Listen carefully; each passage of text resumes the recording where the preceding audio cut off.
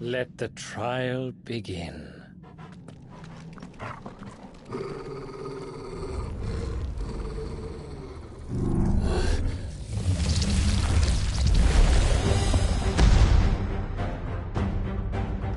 What the hell? With me, Tom.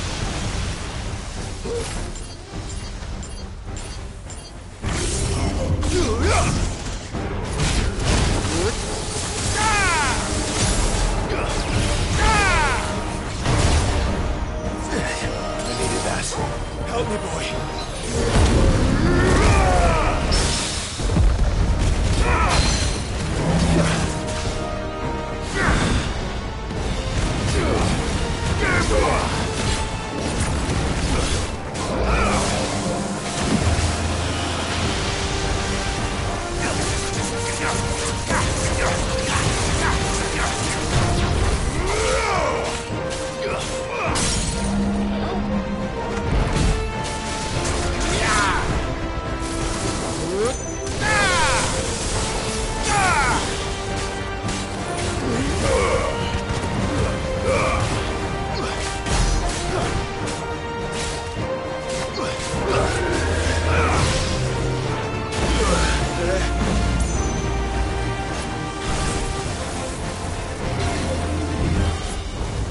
Slow.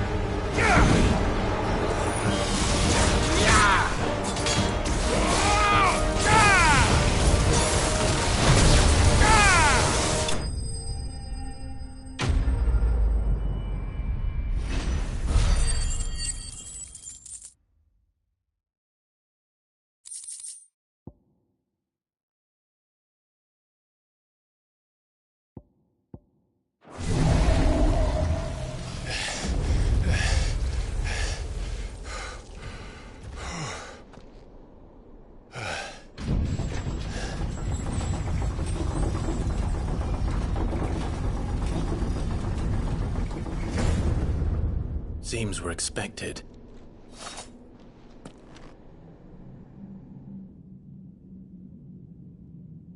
So this is the power of Mythos.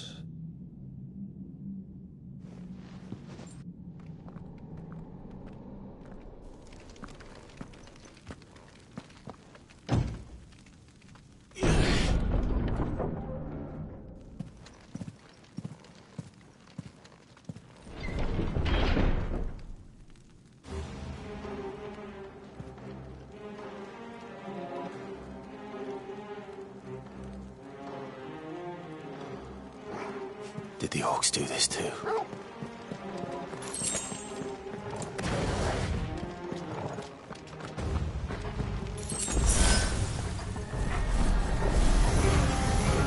More of them.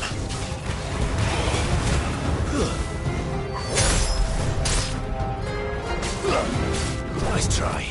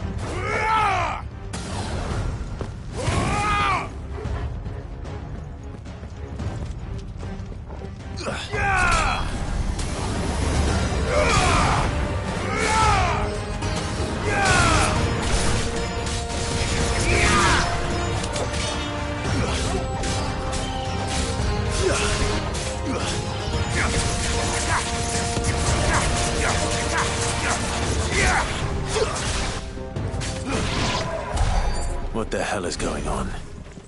Are these things here for me? Or for him?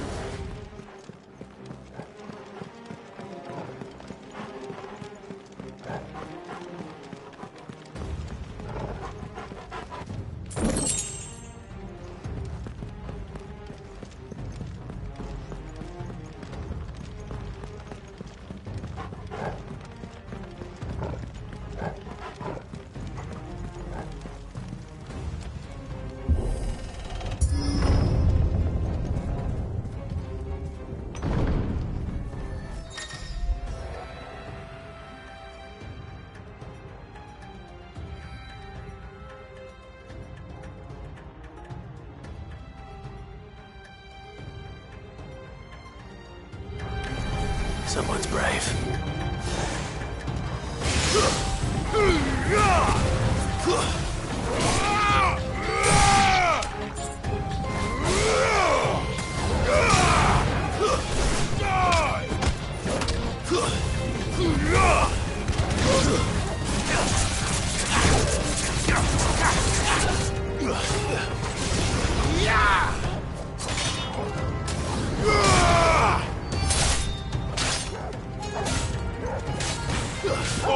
Kill!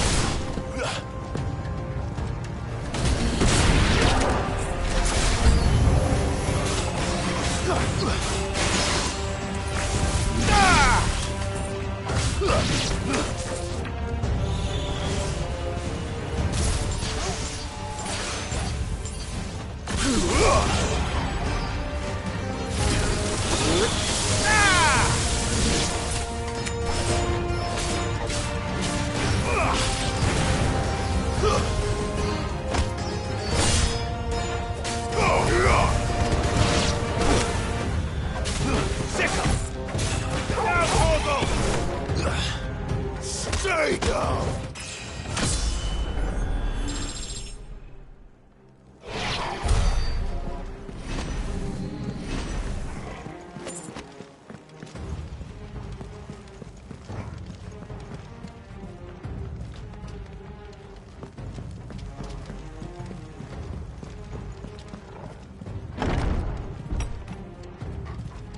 First orcs, now these nightmares.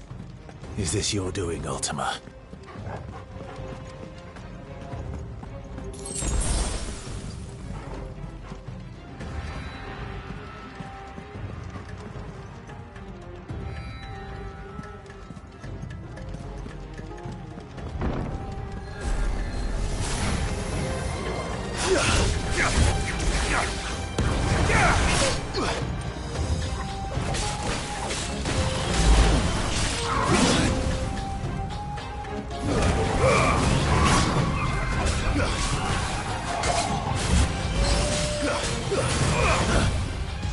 Farewell.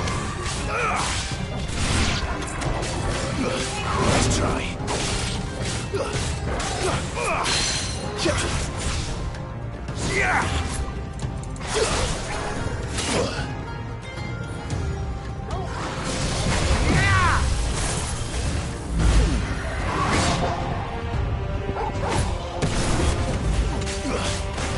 Too slow.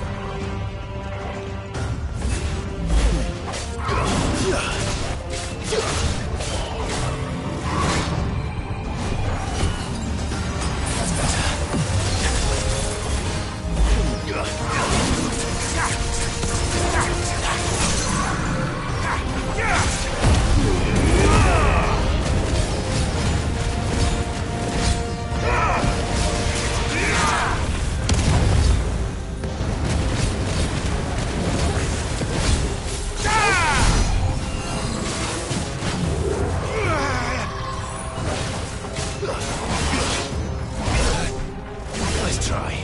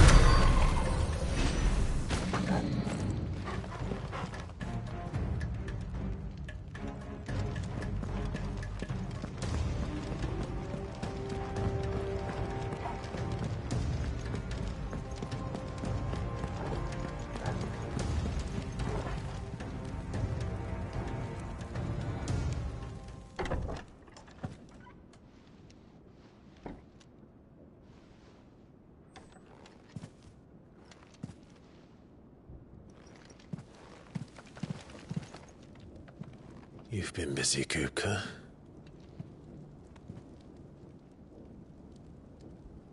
But where did you go?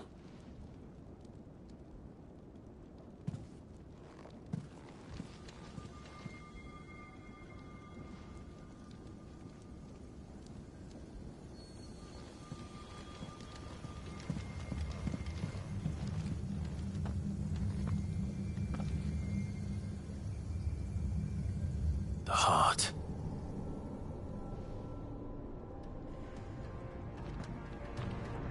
He's in the sanctuary. I can feel it. Come on, Toggle.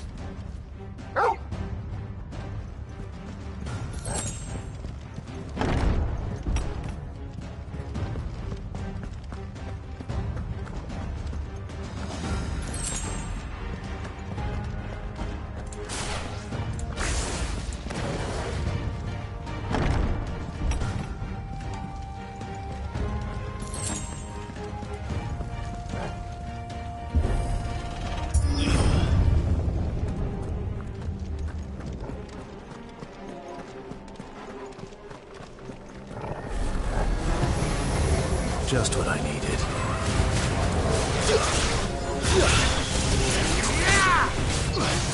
Farewell.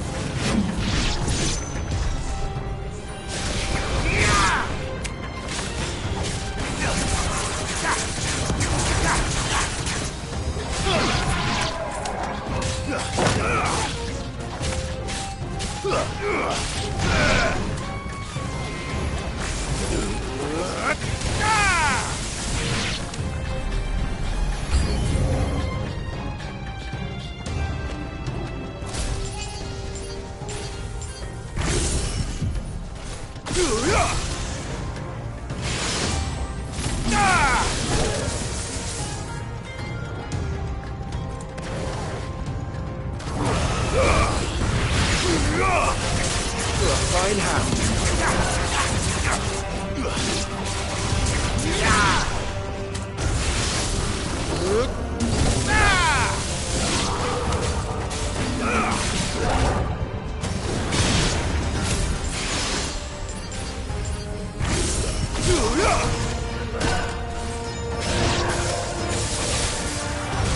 Fire and flame!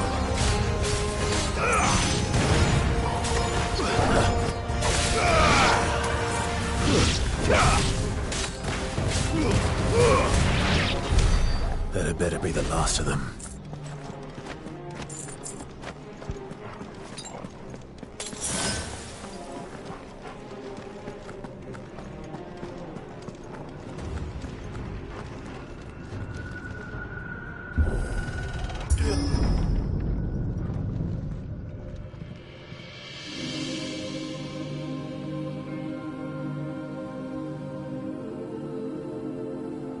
Benedicta, my everything.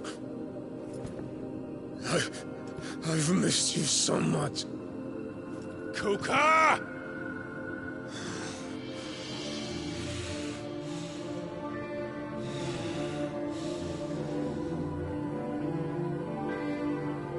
I swear to you, my love.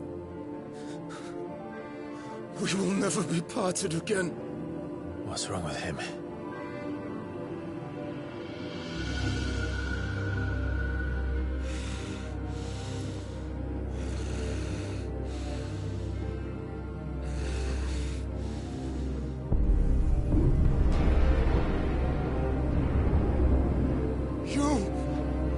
You got away from her!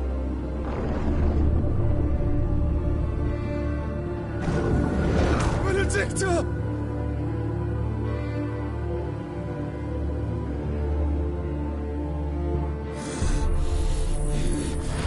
I'll kill you, Roscoe!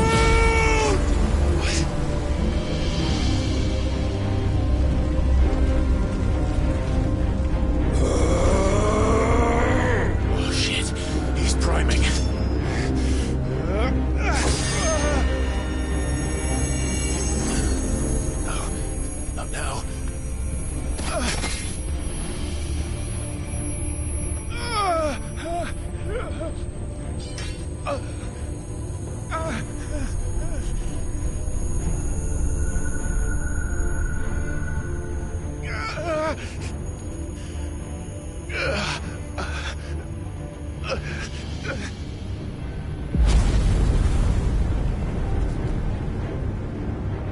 on.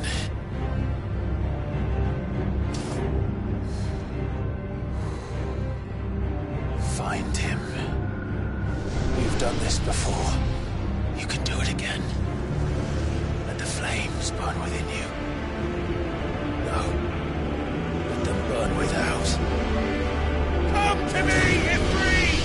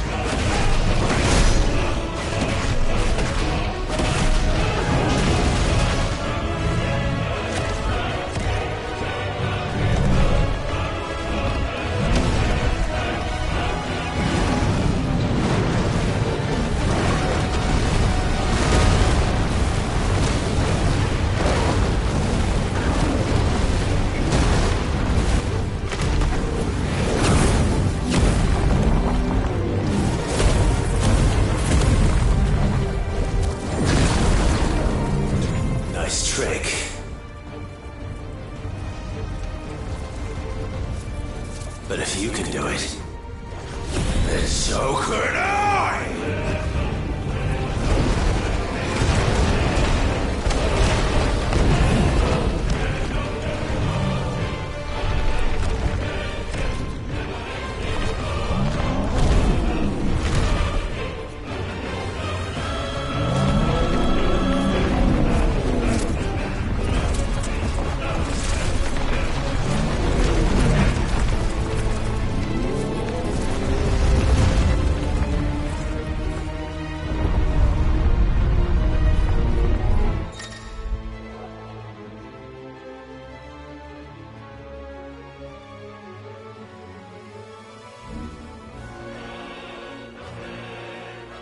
Let's give this a try. Not bad.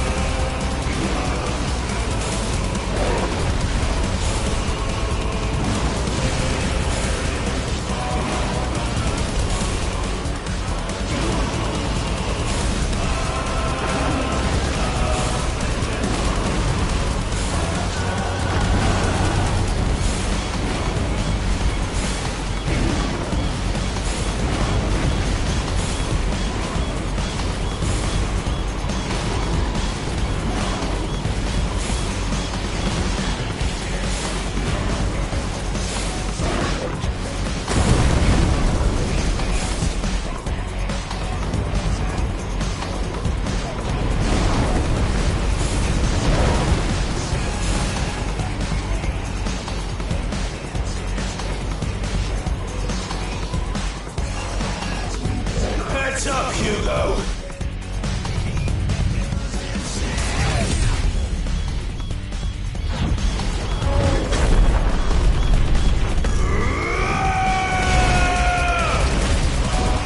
Your time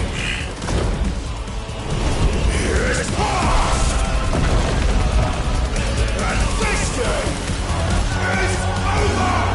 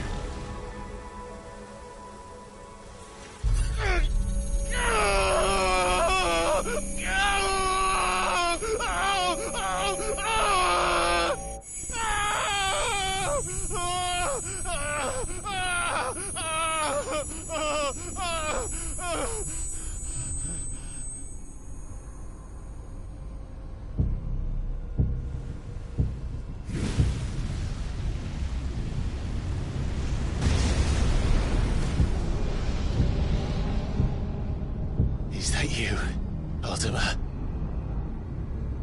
What do you want? Your soul is tainted with worthless human will, yet your thirst for power remains undiminished. With every sip you take, you grow in strength, and soon you shall achieve perfection. I don't know what you're talking about. You will accept us, Mythos. It is inevitable. You were created for this purpose, and you shall serve it. Never!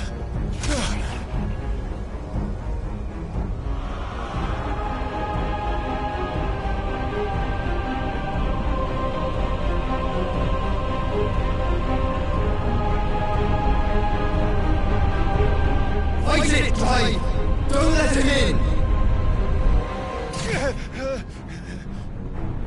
Consciousness. We see now.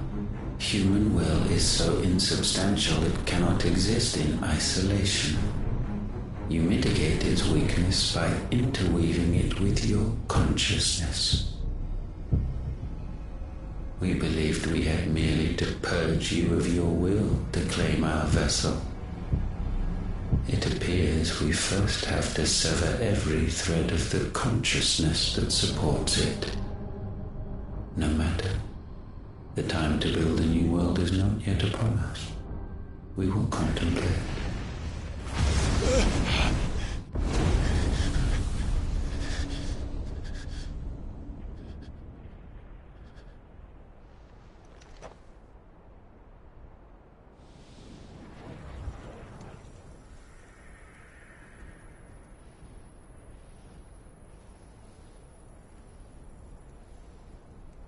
Thank you, Joshua.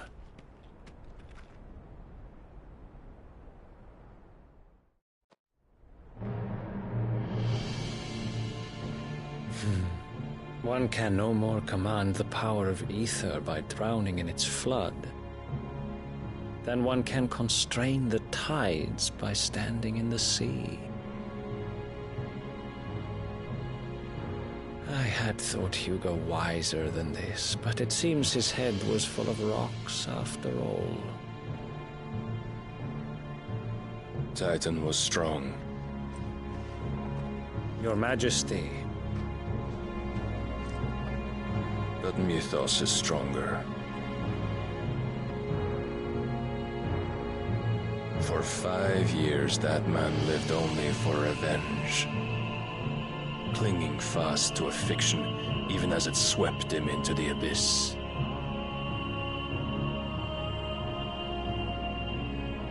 One cannot change one's nature through force of will alone. Only the Almighty can do that.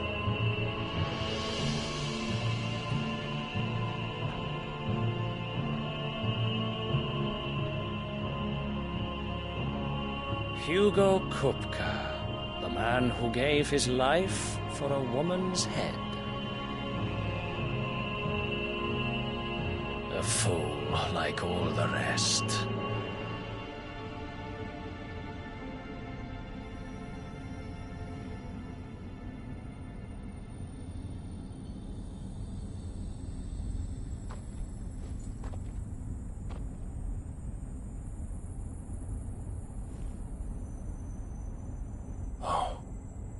That the death of a mother crystal should be so beautiful.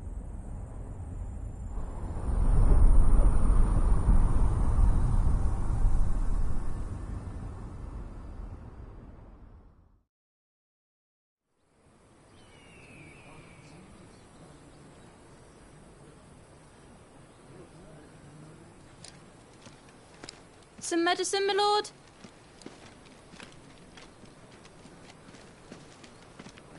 I have salves, potions, anything you need. Stop bothering me, urchin, or you'll feel the back of my hand.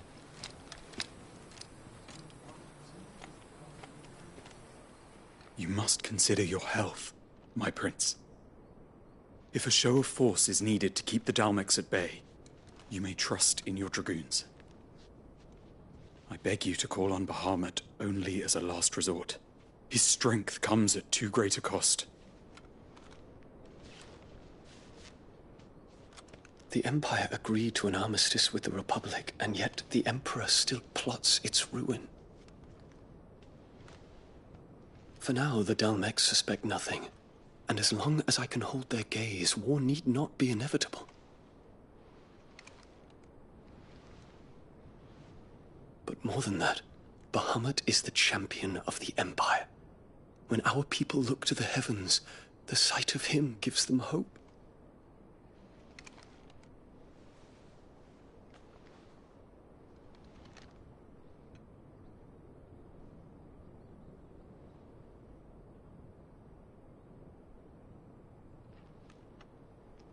Forgive me, Terence. Would that you were my master. But alas. I will always be your loyal servant.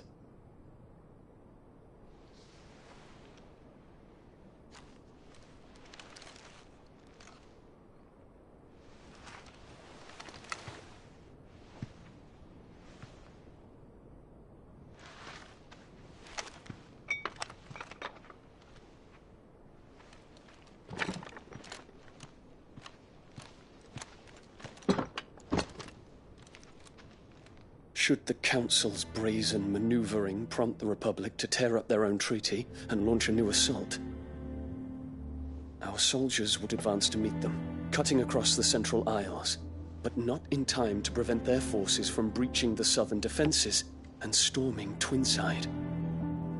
And so the capital would become a battlefield. Thousands of innocents would die. I cannot allow that to happen. There is one small mercy, at least. You will not be forced to do battle with Titan.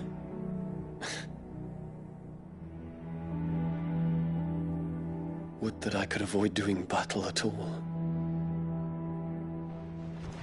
1,000 pardons, Your Highness. What is it?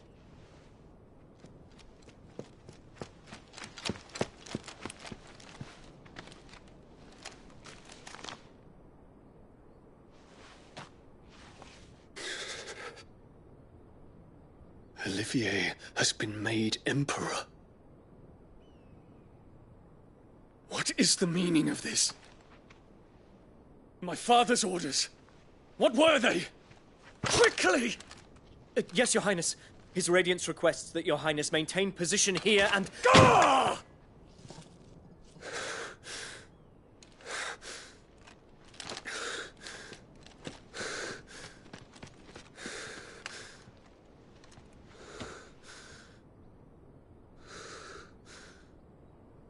Terence. Yes, my prince. I must go to the palace. I'll ready your steed.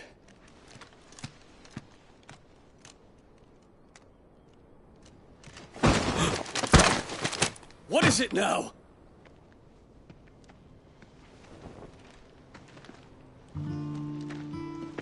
Forgive the intrusion, Your Highness. I know you. At ease. We stand in the presence of the Phoenix. You wouldn't want to get your fingers burned. I hope I'm not interrupting. Not at all. Though I admit, I did not expect such a distinguished guest. How many years has it been since the Remembrance ceremony? 20? I thought you long dead. Do I address a ghost? Many have told me that I look like one. But no. I'm alive. Just. Prince Dion of the House Lesage, I have a tale to tell you.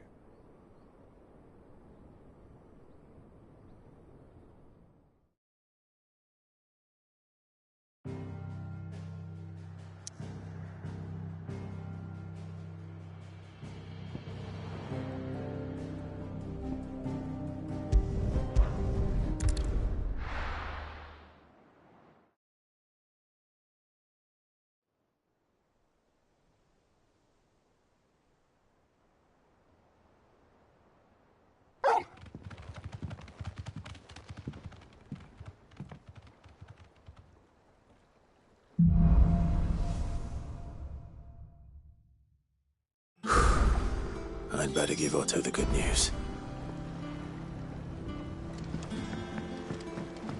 This had better be the lot. It's a skiff, not a bloody cargo freighter.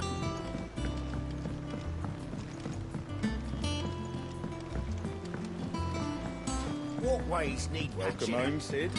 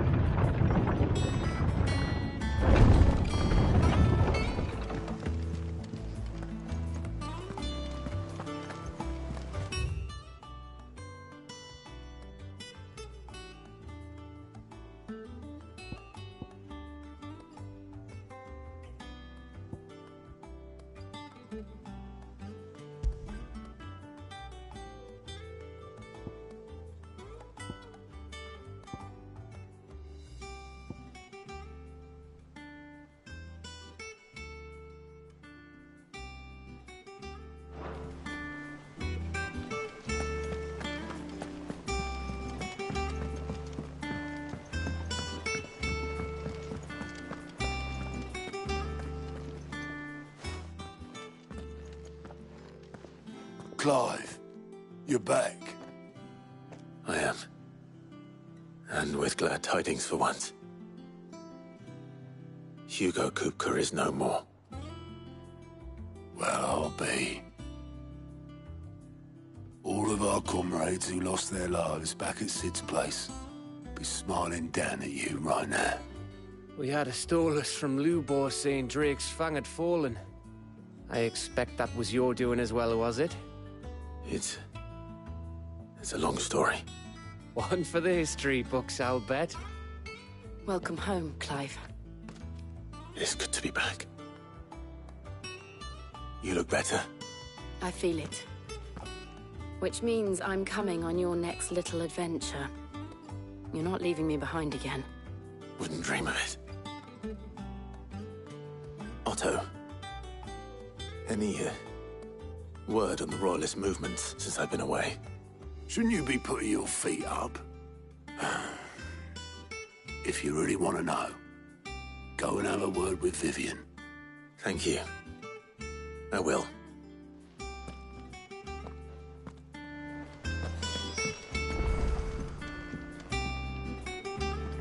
Ah, the conquering hero returns. And with hardly a scratch on him. I may have picked up one or two. Well, the fact that you came straight to me instead of visiting our resident Physica suggests that you picked up something more important. A scent. The scent of Waludas. The very same. But whatever plans Kupka was hatching with the Royalists, he took them to his grave. As did his men. Slaughtered by the orcs who'd taken over the Fang. Orcs, Vivian. I've never seen such creatures in Storm before. The Waludas must have ferried them over from Ash, but why? Why work to rescue Kupka only to invade his home, the mother crystal of an allied nation, and let both fall? It makes no sense. Do you know the tale of the blind men and the Adamantus? One can often be led astray by focusing too closely on individual details. One must instead see the bigger picture. And what bigger picture is there than my map?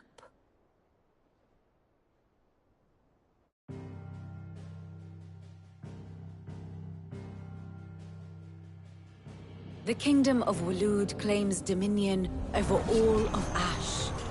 It is a nation forged by the bloody conquest of Barnabas Tharm, the dominant of Odin. The Canvarian War of Independence in 849. The Battle of the Twin Realms in 865. The Battle of Belinus Tor in 873. Wheresoever his armies fought, Odin was found where the fighting was fiercest. But of late, the warrior king appears to have laid his sword to rest. Battle rages for control of the crystalline dominion. Yet Tharm sends not a single ship in support of his Dhalmekian allies. Meanwhile, the Blight ravages great swathes of Ash.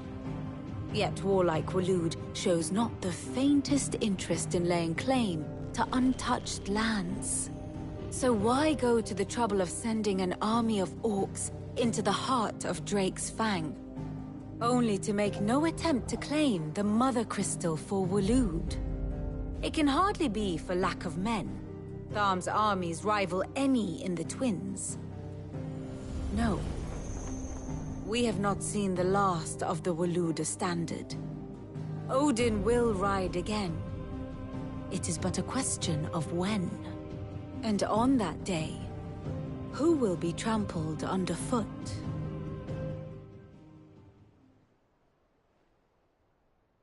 In summary, I know not to what end the Royalists betrayed Kupka. I know only that it is part of some broader scheme. A scheme tied to the ambitions of one man. King Barnabas. But there is no need to wallow in confusion. If one is to cure a sickness, one must first identify the symptoms. And your Lord Uncle has volunteered to do just that by keeping an eye on the Royalists' movements. He's really throwing himself into this. Indeed he is. Which means all that remains for us to do is await his reports. Well, not quite all in your case. The people of the Hideaway must hear the news. Justice has been done. Hugo Kupka is dead. The wounds he left that night are still raw, especially for those who lived with Sid the longest. Tell them that those wounds might finally begin to heal. Consider it the price of today's instruction. I've never known you to be sentimental. What can I say? I am only human. And we are, all of us, sentimental animals at heart. I suppose we are. Very well. I'll go and spread the word.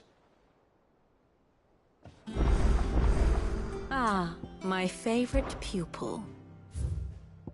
Of course.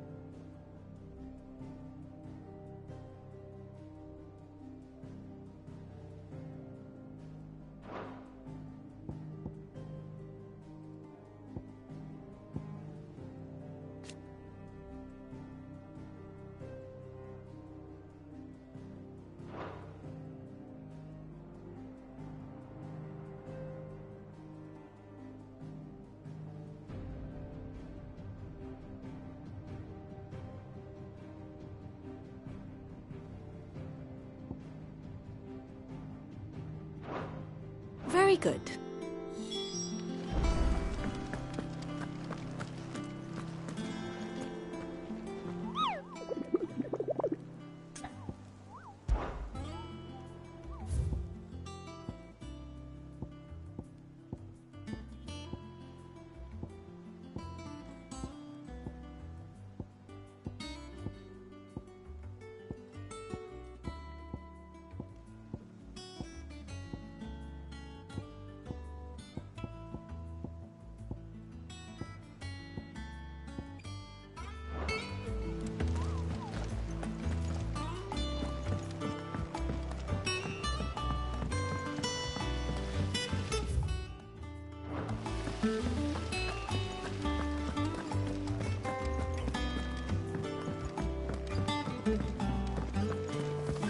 Think Mid might need some help tidying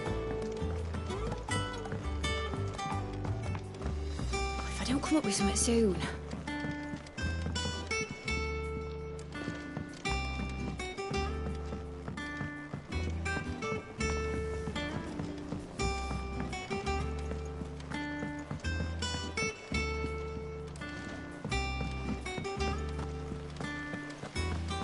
Editors started reading books that don't have any pictures in. Mid hasn't been.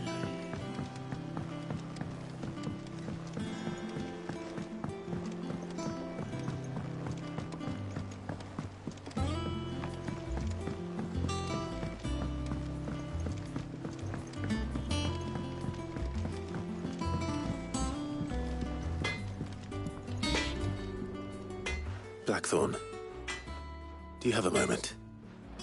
What is it? I'm busy. I wanted to tell you that Hugo Kupka is dead.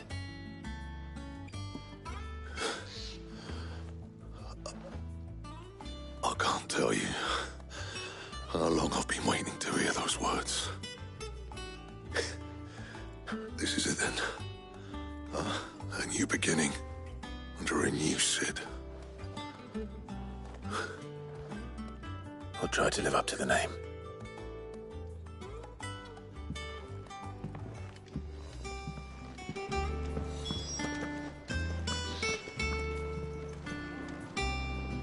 Well, someone looks pleased with himself.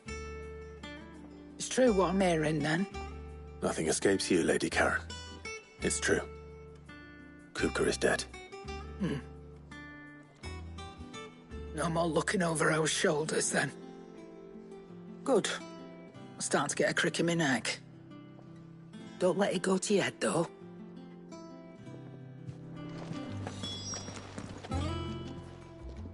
Well, don't just stand there gawping.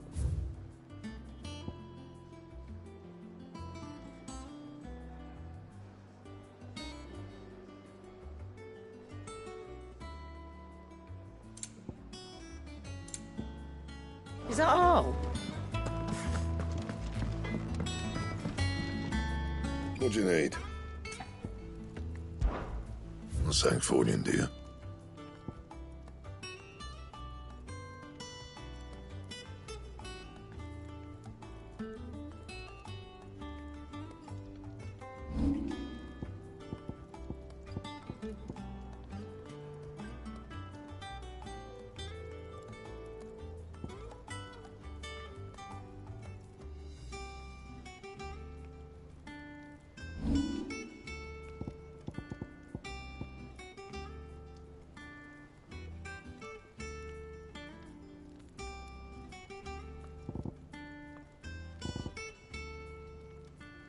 And?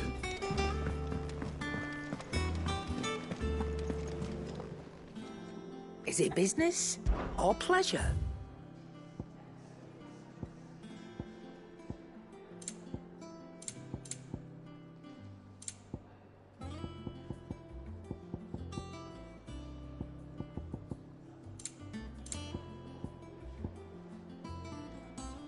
Finished, are you?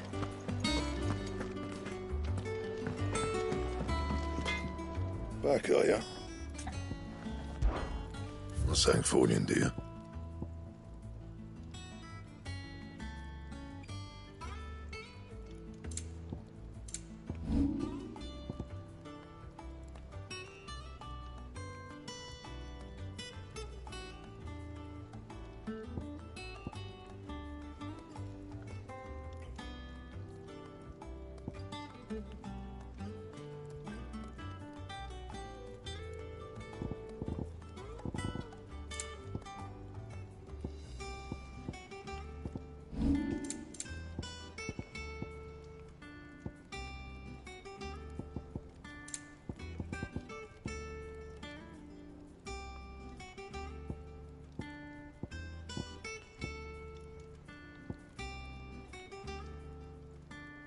mind.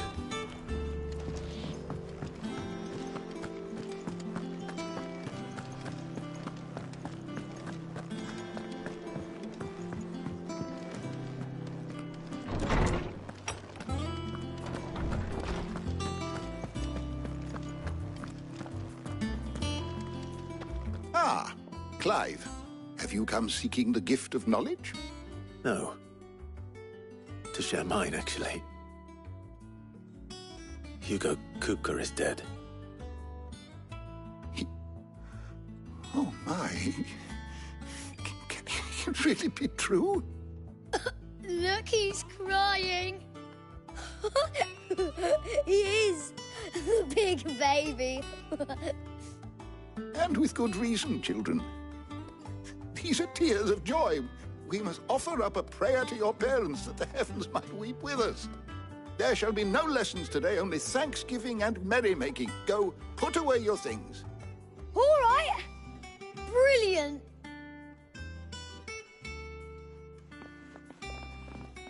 Finally, a new dawn has broken. It has. Thank you, Clive. I cannot wait to share the good news. Hippocrates. After Kupka fell, Ultima came to me. I need to know what he is. Have you learned anything? Alas, no. And not for want of trying. I have scoured nigh every historical tome in our collection and found nothing. Not even the sort of conspicuous absence that might suggest a concealment of fact. One is almost tempted to conclude that such a creature never existed. But I saw him. With my own eyes. I don't doubt that you did. Alas, it seems you are the only one who has. To others, he reveals naught. We see only that which he leaves in his wake, like some terrible force of nature beyond the ken of mortal man. A bringer of death. Whether the Ultima you met with was the being itself, or merely another projection of its power, I know not. But until I do, my investigations shall continue. Thank you. It means a lot. Right. Let's see if Otto has anything else for me.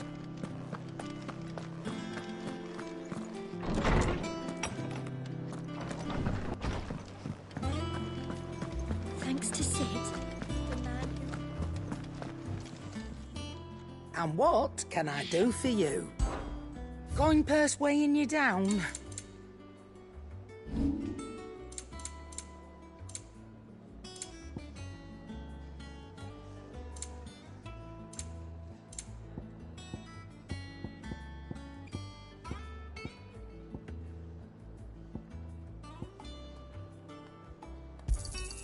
I'll be thankful you got that much. You got out else?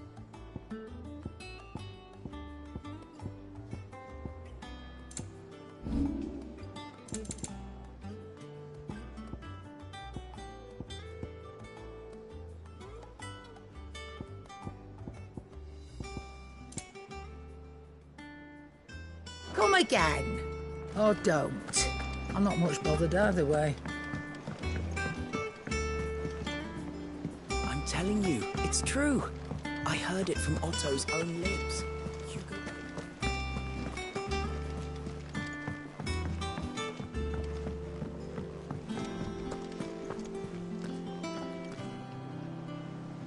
You barely sat down since you came home. Vivian got you running errands or something? Just spreading the word.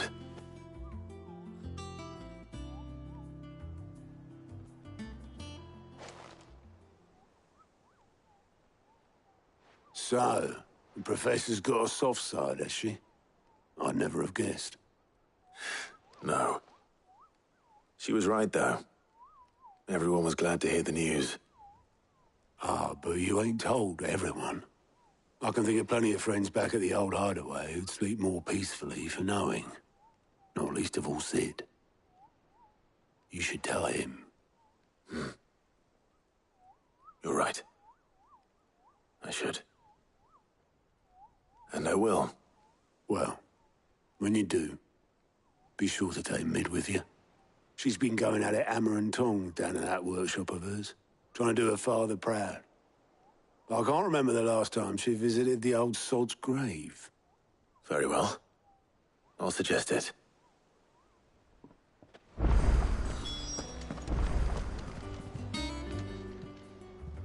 How may I help you today, Clive? Come to claim your just desserts?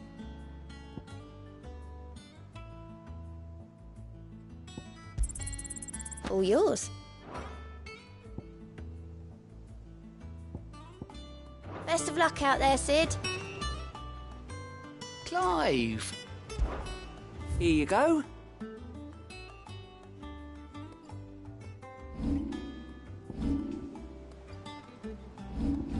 Think you can help?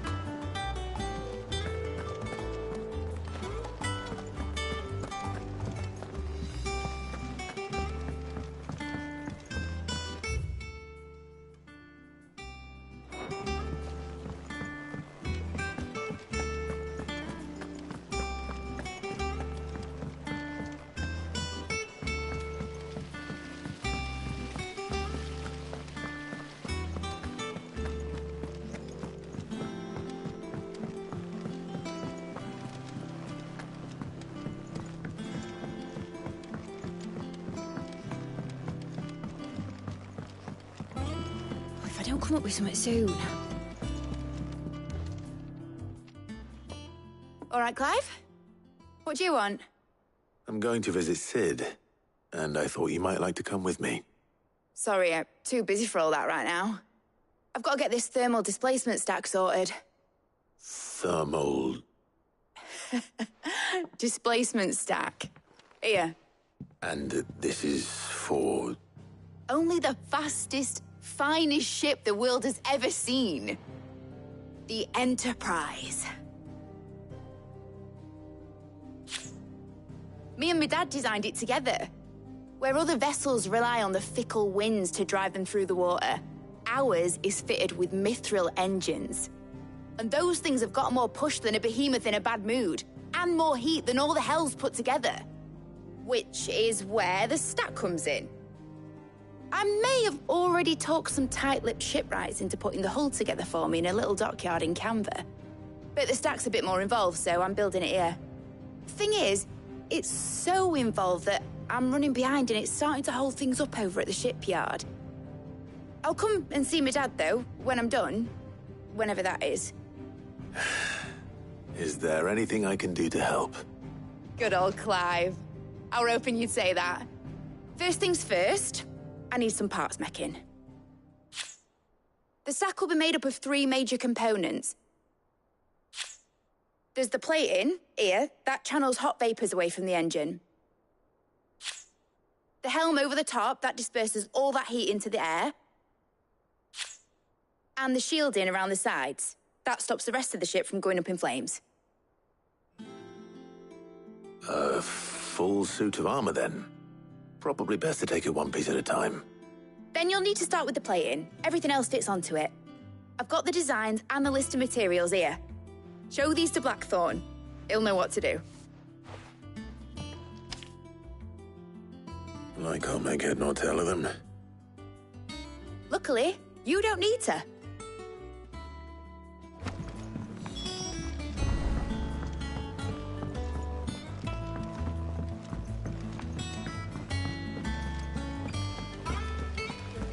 Editors started reading books that don't have any pictures in.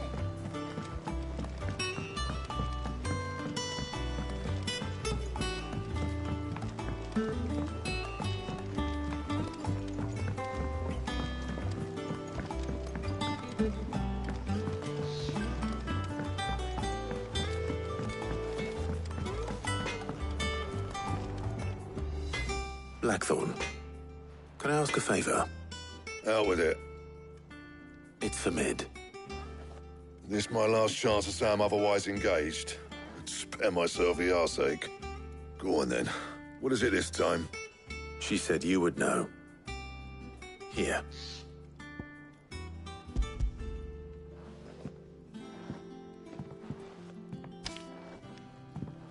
Rieger's teats.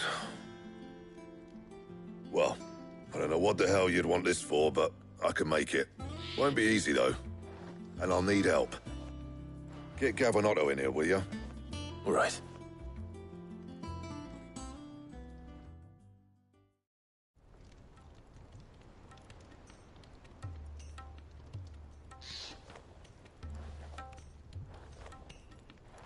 So Mid's roped us all in here again, hasn't she? Typical. Still, if that's what it takes to get her to visit Sid's grave, I'll do what I can. And, what is it we need to do, exactly? Take a look at this. It's this plating. The usual sword grade steel won't work. We need something that can get very hot, very fast, and still keep its shape. That means an alloy. Something that won't break or buckle at the temperatures she's talking about. Which is where you lot come in. I need materials, and I've got my work cut out already. You'll have to fetch them. Now, there's a special kind of sand I'm after that you can only find out in the Velcroy. Stardust, they call it. As for the rest of the stuff, my usual supply should have it in stock. It just needs buying and bringing back here. Well, we'll get it done quicker if we split up. One of us should probably give you an hand coat in the sand. And the other can go and get the rest from this supplier. Right then. Well, make your minds up who's going where, we can get this over with.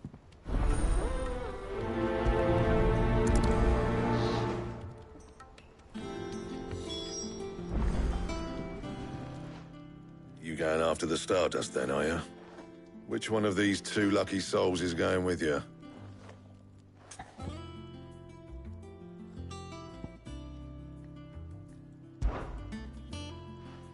Gav, you're with me. All right, then. So, where do we find this Stardust stuff? There's a river that runs through the southern reaches of the Velcroy. It's the black sand that washes up on its banks that you're after. Southern reaches of the Velcroy, eh? That's down past Dalamil. I'll go and scout the place out. See about hiring us a wagon to bring the stuff back to. All right. I'll meet you by the river. While you're off having a paddle, I'll pick up the rest of the stuff from Blackthorn's supplier. Take care. You two, eh? Don't go letting them fleece ya. Fleece me? I'd like to see him try. In your own time.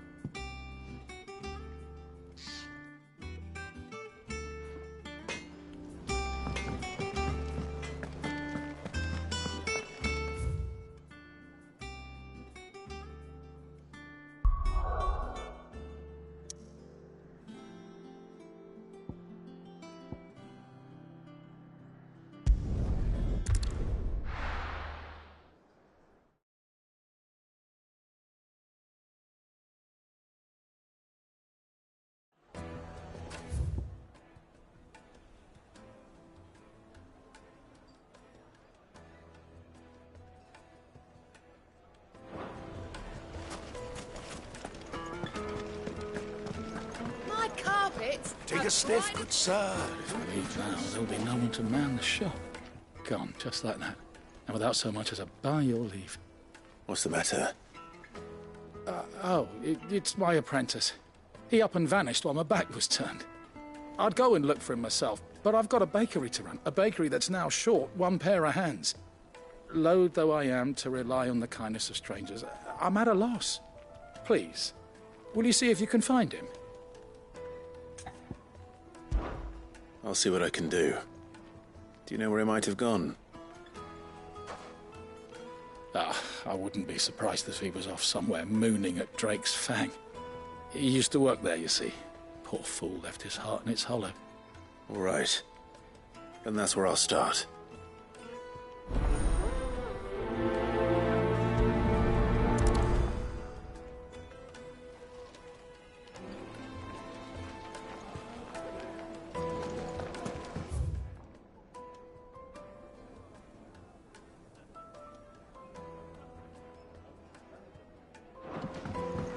Oh, where did all the men of the rock go? Made from the stoutest stoneware.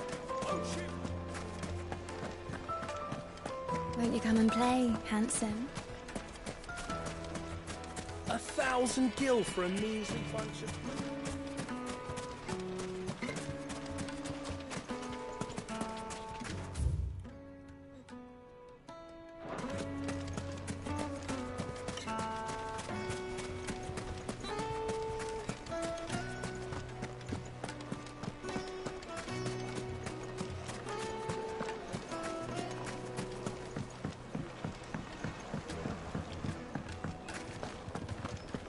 Yes, they're quite The silk. finest fabrics, fresh from the capital.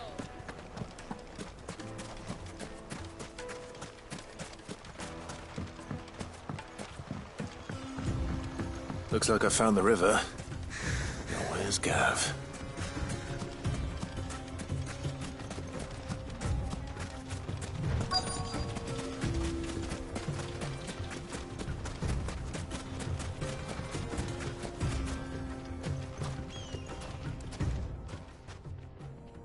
Sorry to keep you, Gav. Better late than never. I've had a quick scout about, and I reckon round here's our best bet if we want to grab as much of this Stardust stuff as we can. Don't know what Blackthorn's planning to do with it, though. I asked over in Dalamil, and they seem to think it was worthless. But if Stardust is what Blackthorn wants, Stardust is what he'll get. There's plenty of this stuff lying about, just begging to be bagged. Then let's get bagging, shall we? We shall. Race ya.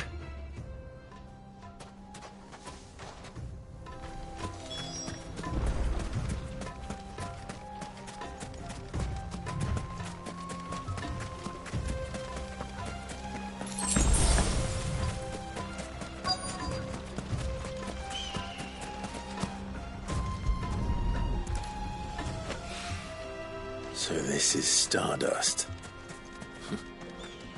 It just looks like black sand to me.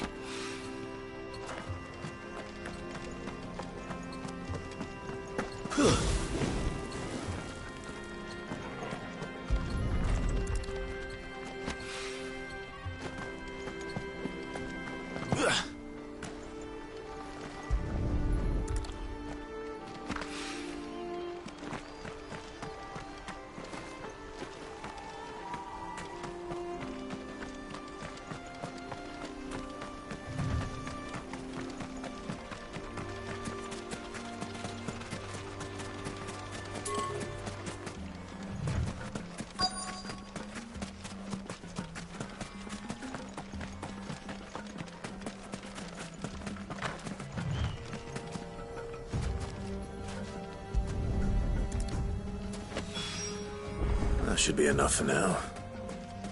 Let's see how Gav's getting on.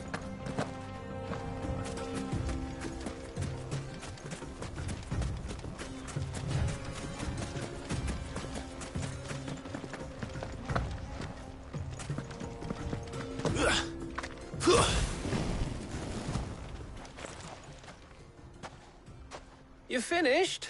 How much did you get? Enough. I hope.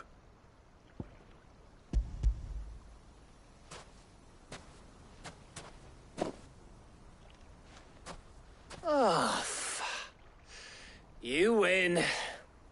That might even be enough for old Blackthorn. Hey, before we go, do you mind if we have a chat?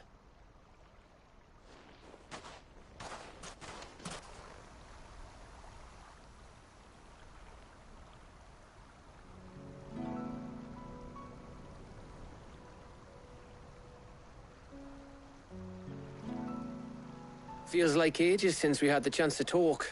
You know, man to man like. It does, doesn't it? Back when you first took Sid's name, we were talking all the time. Working out what to do in that. There was a lot to work out. And there still is. Those shoulders of yours starting to feel the strain. Hardly ever see you around the hideaway nowadays. Always on some errand or other. You can take a day off, you know. Says the man who spends most of his time behind enemy lines. Only 'cause you keep sending me there. I know I can count on you, Gav. Likewise.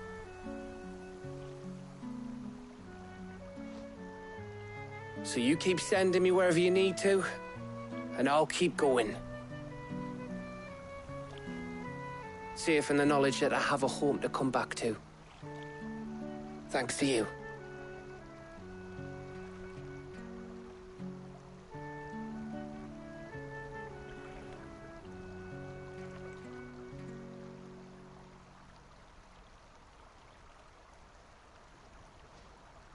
Right. That's enough soppy shite for one day.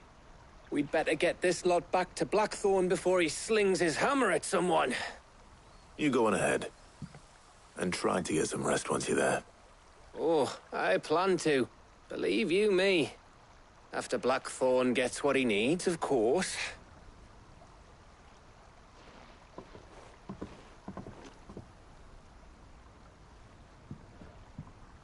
Right. Ready to go home, boy?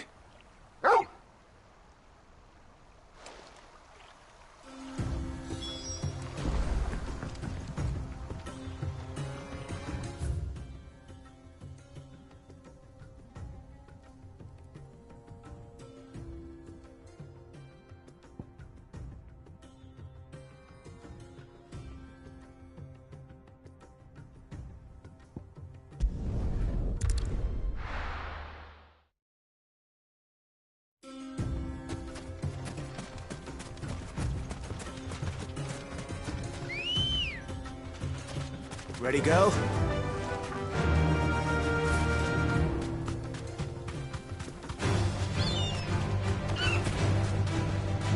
Be safe.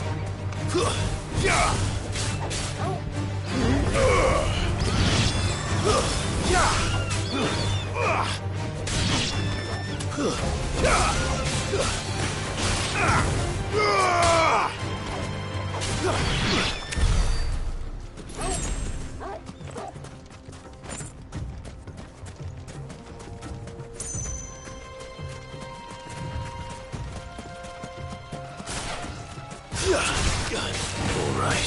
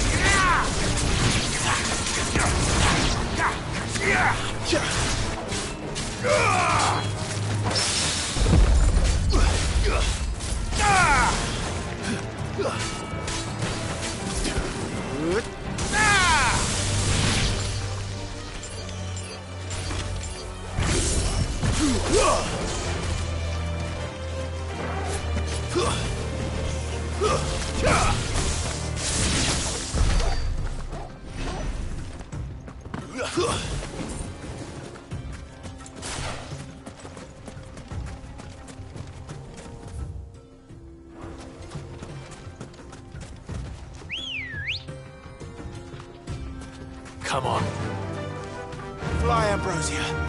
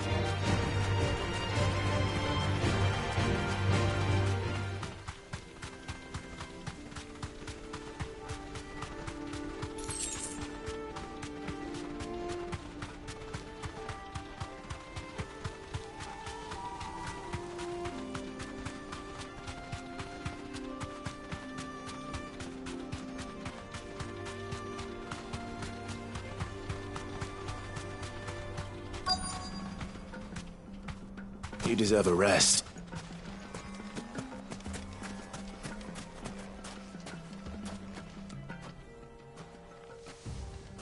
Any luck? Or will you be needing help with your bags? Well, I asked her, but... Oh, you tell him. If you're looking to make a knife that will impress a master like Lubor, there are options. They're just not that viable. Featherlight adamantite knives will get passed from generation to generation, never needing so much as a lick of the whetstone. But adamantite ore is unique to ash, so it doesn't come cheap. And it's beyond my skill to handle. Unique to ash. Are there any materials unique to Dalamil? Something which could be mixed with iron to refine it. Make it lighter. What are you getting at? You said that Lubor trained you to work iron. Then that's what he'll expect you to use. But he would have known that it would either be too heavy or too brittle for a carving knife. Perhaps his Dalamil remark wasn't a riddle, but a hint. If it's cheap metal you're using, then there's always limestone, I suppose. Folk first settled Dalamil to get at her mineral deposits.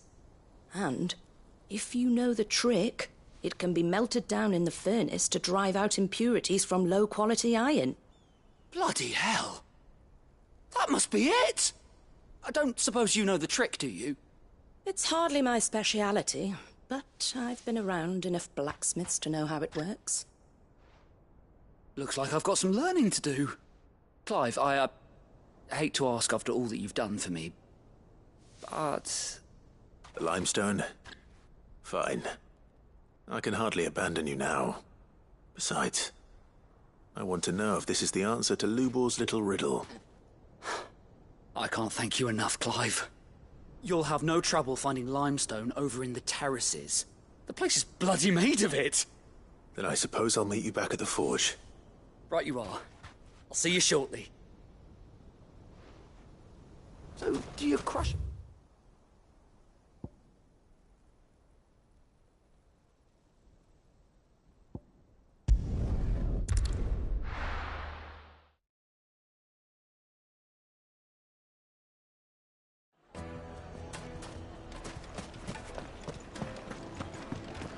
The same Drake's Fang is gone. The whole Mother Crystal gone. What are we gonna do?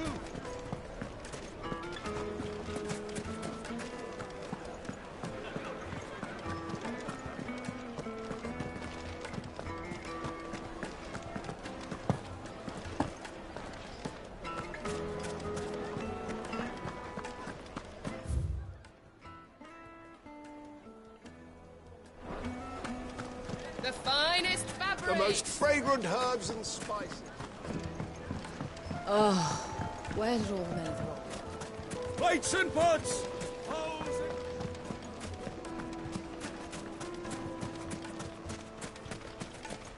No, I'm telling you, it's gone.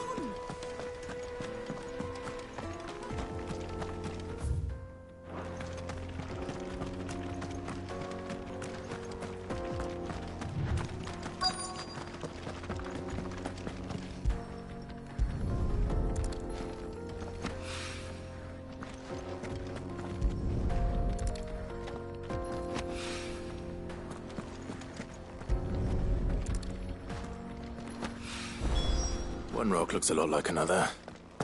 But hopefully this is what Southern needs.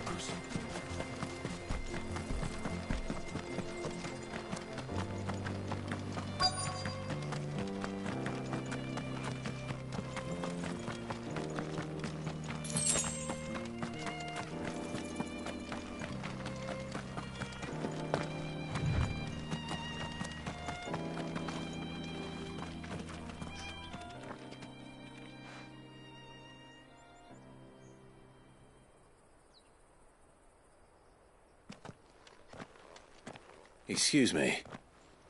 What do you want? The baker sent me to find you. I am a sorry, selfish sod, aren't I? Certainly not a baker. Master must have ruled the day he took me in. Time was the sight of the Fang used to calm my nerves. But now look at her. I take it you missed the Mother Crystal. I hated her, but she was all I knew. Worked her mines for years. And when she shattered, part of me shattered with her. I had to trade my pickaxe for a rolling pin. But I'm no good at baking. Every loaf I touch collapses. My bread's as hollow as I am. She was the only thing that could fill the hole inside me. Oh, I loved her, damn it.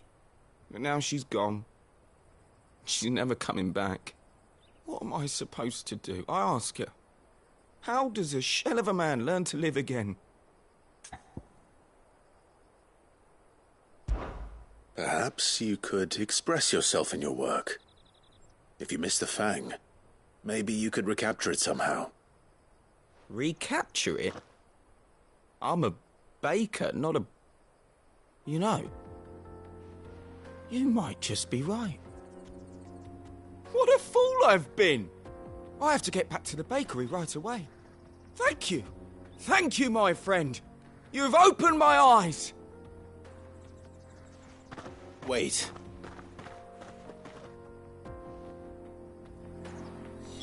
Suppose you be needing an escort then.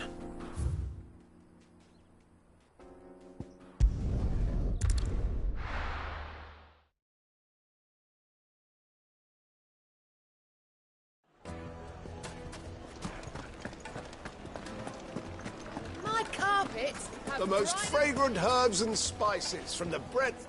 Ah, there you are. The man who lit a fire under my wayward apprentice. Though I worry you might have stoked the flames a little too high. He damn near ran me down trying to get to my oven. Master, it's ready. Behold the Drake's Balm. A truly unique creation.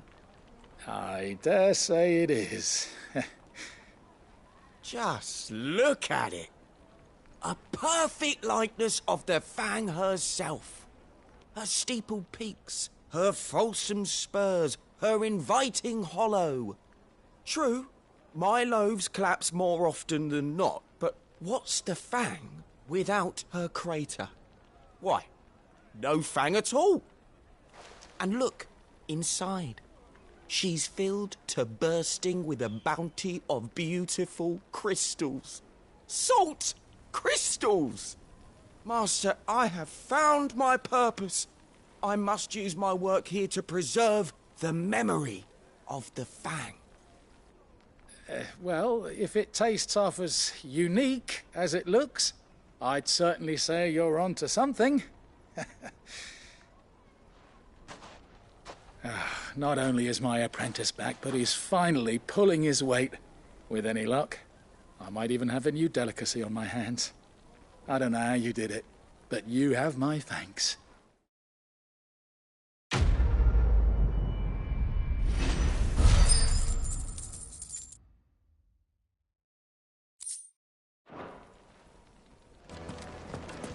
Yes, the finest fabrics.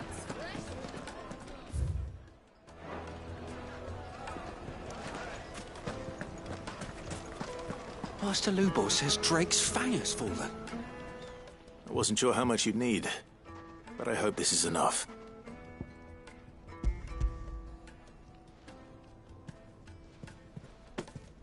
You are one of the good ones, you know that. You and that merchant both, she's got quite a gift for teaching that one.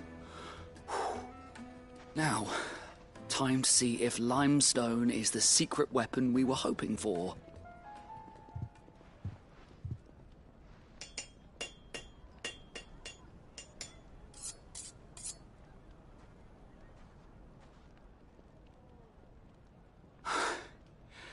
That'll do, I reckon. A knife forged from the very rocks of Dalamil.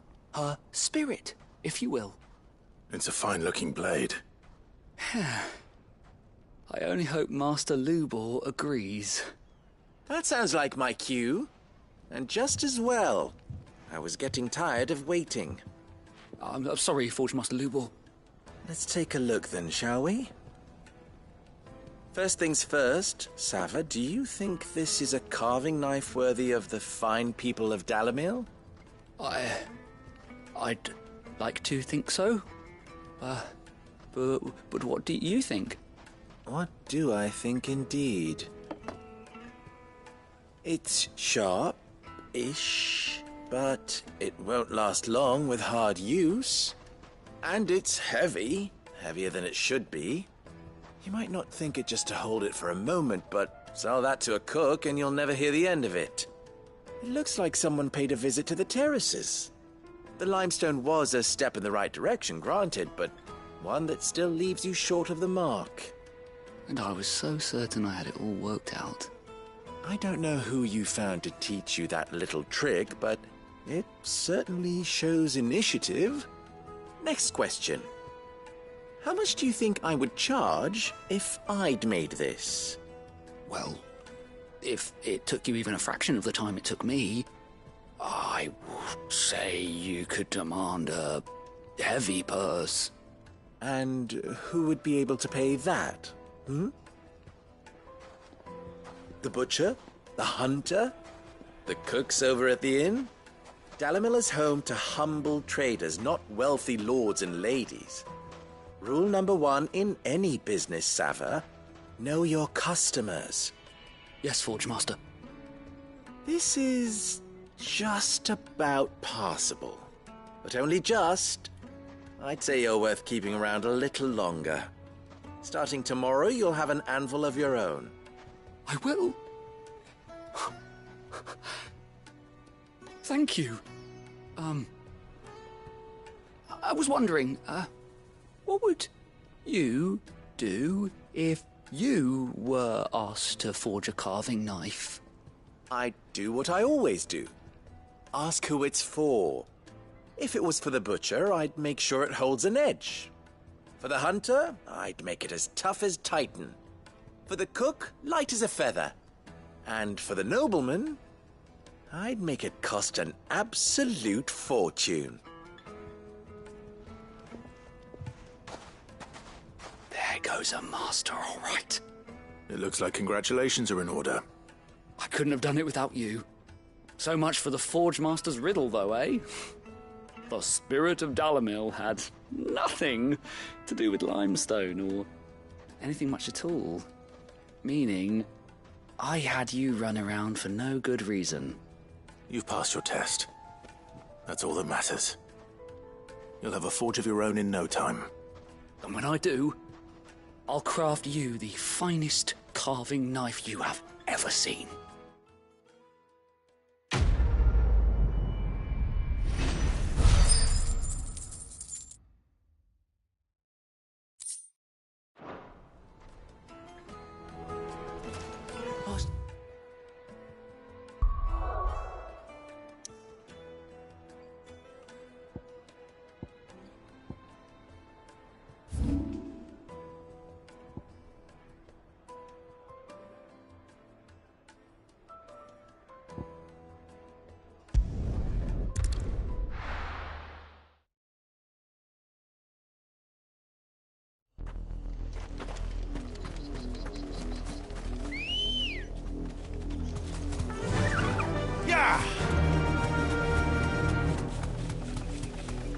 The river was easy enough to find. Now for those herbs.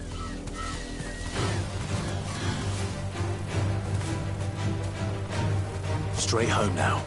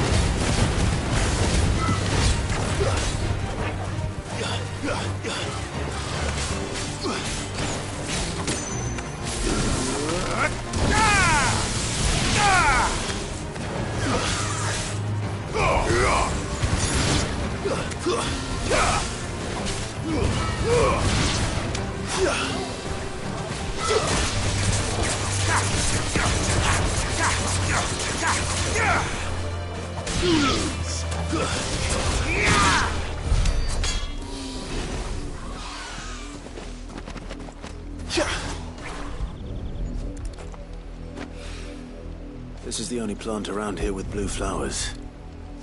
I hope it's the right one.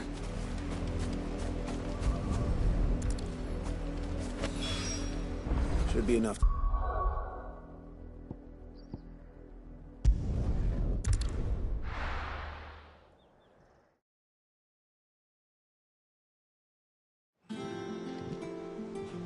Let's hope this is all Blackthorn needs.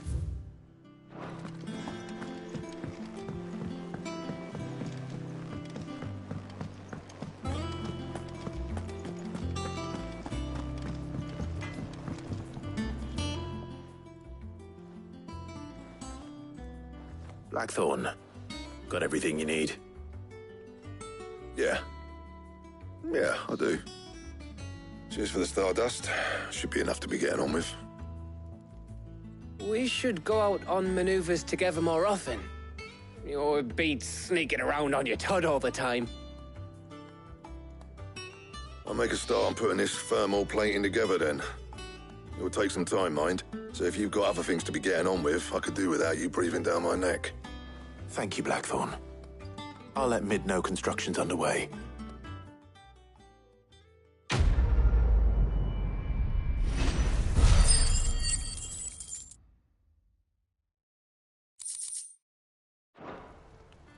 Suppose we'd better be getting back to work too.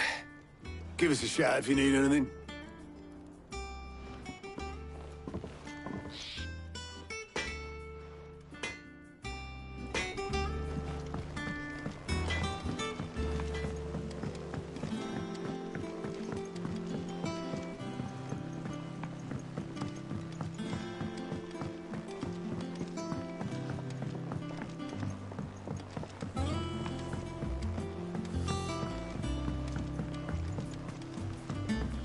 Editors started reading books that don't have any pictures in.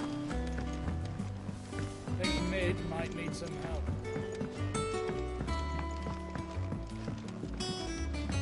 If I don't come up with something soon. You'll be pleased to hear that Blackthorn started work on the plating. Excellent. 1 down, 2 to go. So, what's next? The helm, of course. For this, we'll be repurposing fallen scrap. Salvage from the ruins? I thought that material was all but impossible to work. Ah, but we don't have to. I'm sorry. Just so happens there's one particular ruin that's broken into exactly the right shape and size pieces for what we need. What's the name back there? I'll give you all the details. What's her name? Right.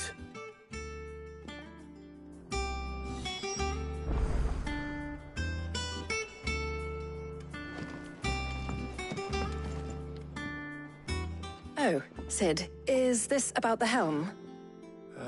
Yes. Mid said I should speak with you. I'll show you the plans then. Here you see the mithril engine, in which mithril is burned to generate heat. That heat is then harnessed to produce motive force. Excess heat is dealt with by means of the thermal displacement stack, which disperses it into the surrounding air. Now, were we to rely on thermal plating alone to achieve this effect, the rate of excess heat buildup would far exceed the displacement coefficient of the plating. In other words, the reactor would overheat and eventually explode. This is where the helm comes in. It connects to the plating, you see, and serves as a sort of thermal sink to absorb all that excess energy. Our experiments have shown that fallen ceramics are remarkably thermophilic. They can withstand and absorb levels of heat far above anything we are able to make today. And not only that, they're also waterproof and immune to rust, making them the perfect material for our protective hood. Why, If sea or rainwater were to enter the reactor proper, it would vaporize instantly. The forces produced would tear the ship from stern to... You can stop there. I understand. Mid said we might be able to use parts of a fallen ruin. Where would I find it? Ah, yes. It's in Lorbert's Pass, near Lostwing. The thing is, well, I probably should have arranged to have the pieces we need brought here sooner. You see, a certain unwanted visitor has taken up residence there. It's no longer a matter of just walking in and taking them. It's, going to be considerably more dangerous than that. I see. Then I suppose I'd better deal with this unwanted visitor for you. Would that help? Oh, very much. Thank you, Sid. I'll gather my team and head there right away. We'll meet you outside the ruins.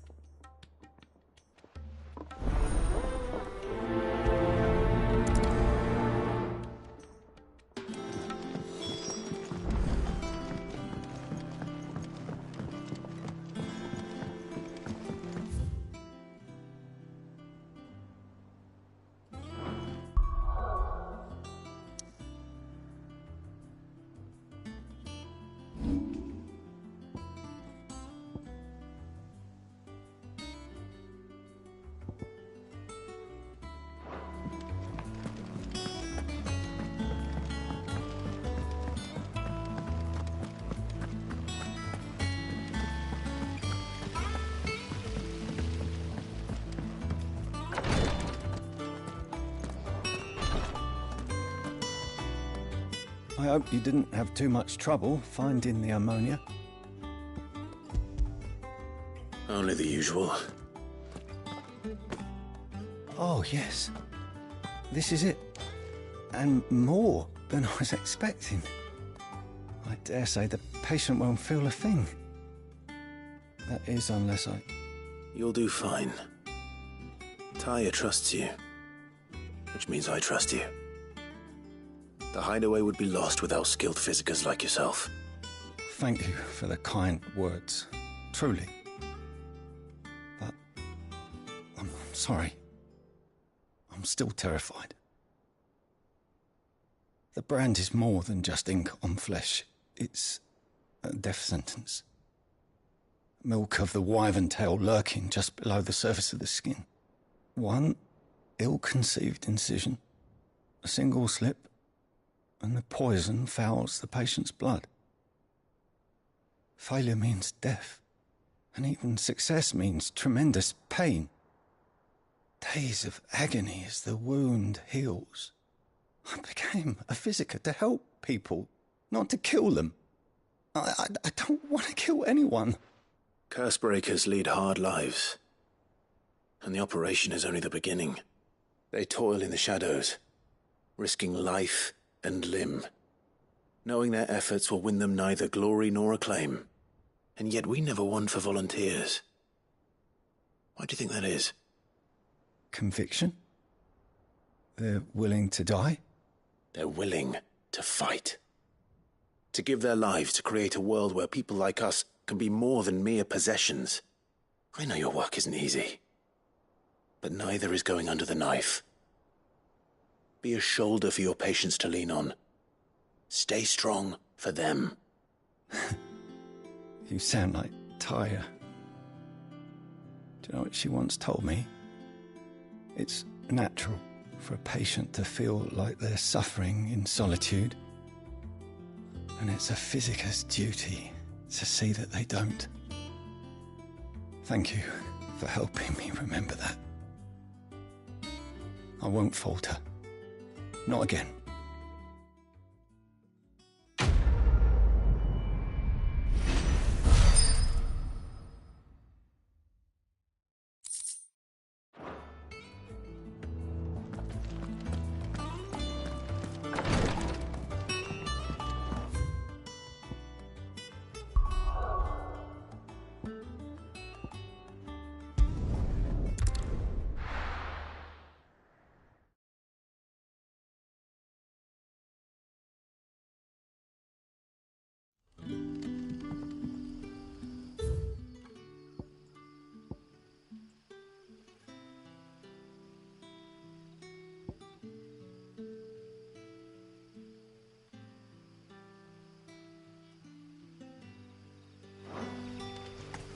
Good day to you.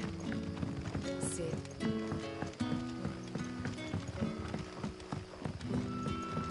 The crystals we get from the table.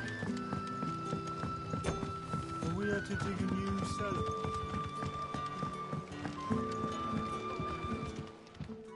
Ah, Clive. Your timing is exquisite, as always. I have a concern which you may be able to assist me with. Go on. There are whisperings afoot of shadowy figures having been sighted outside the village. Rustlings in the undergrowth, suspicious noises. My people fear that they are being watched. It may be no more than a surfeit of nerves, understandable in the current climate, or it may be the prelude to something altogether more dangerous. Given what I hope you'll forgive me calling your nose for trouble, I wondered if you might investigate. Of course. Excellent. You might begin by speaking with the good citizens of Lostwing. Listen to their tales, and make what you will of them. All right. I will.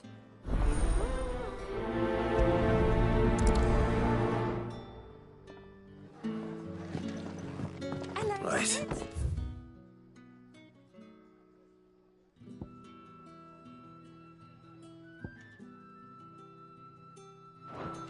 Let's see what the people of the village have to say. I'd better find out if this is just nerves, or something we need to take more seriously.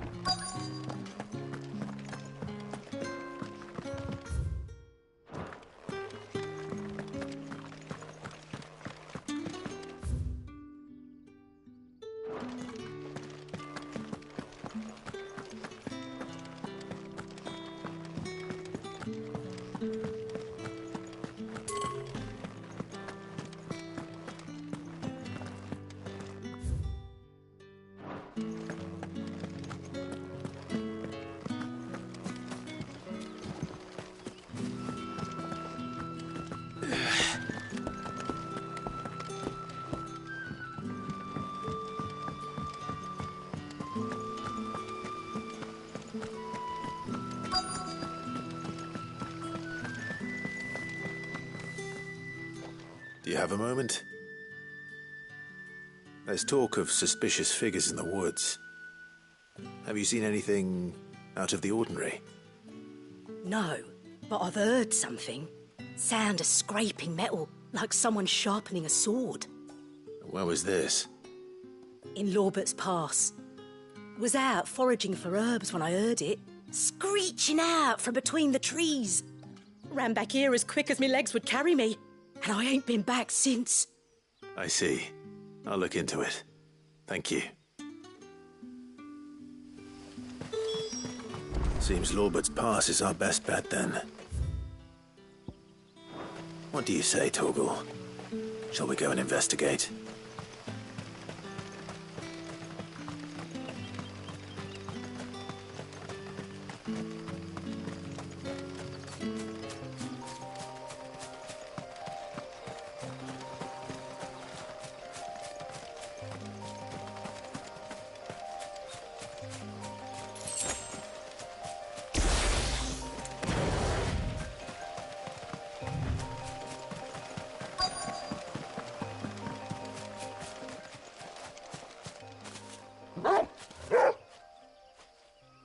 You there. Fuck! He's seen us. Get them before they escape! Black Shield. Here. What the hell are you doing here? What is it to you? Not that we give a damn. All that matters to us is that you don't leave here alive.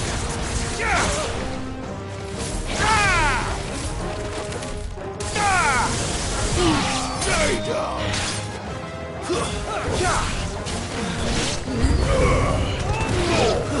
You're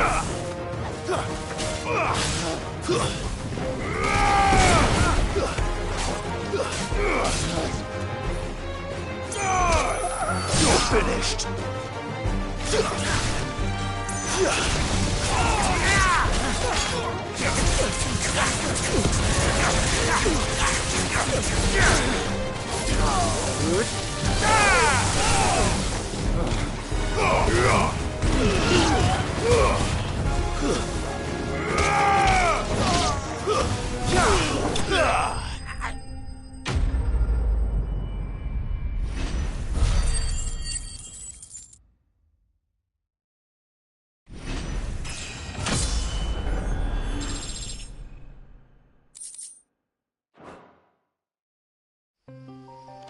Why were they here? Were they planning an attack on Lostwing? I need to warn Quentin.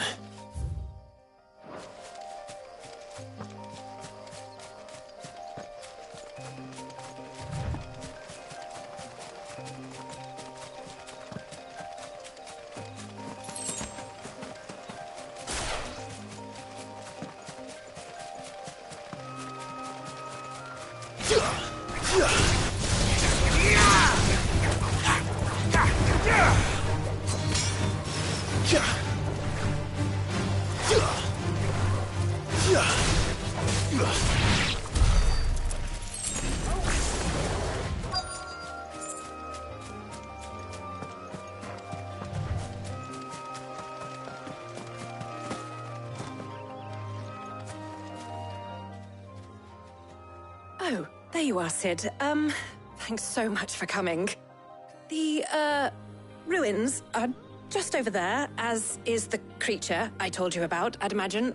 Would you mind? Of course. I'll be right back.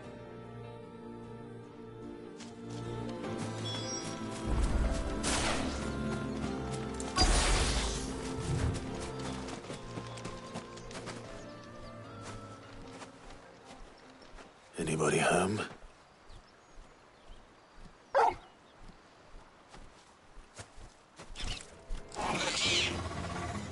This must be our unwanted visitor. Time to go.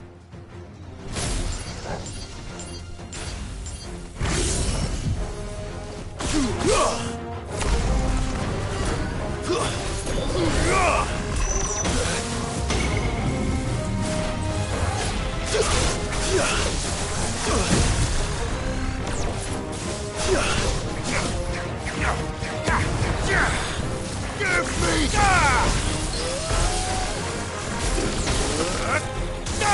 Over here!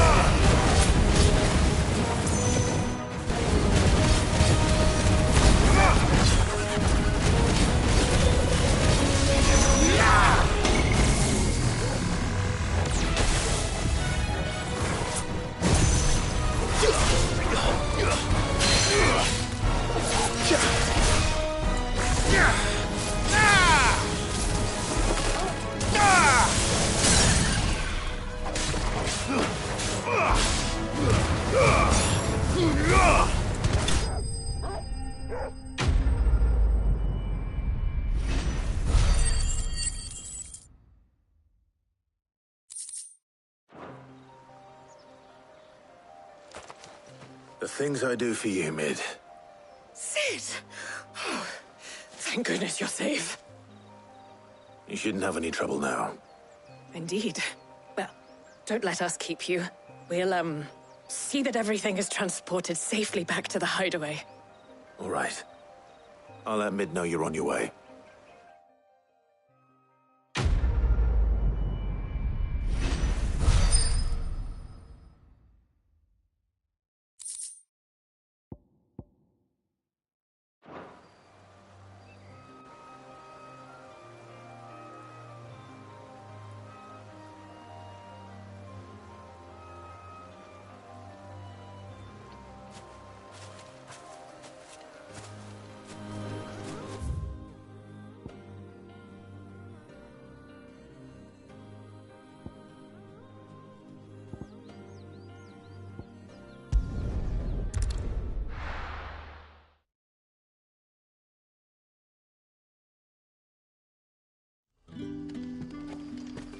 Good day to you. Sid.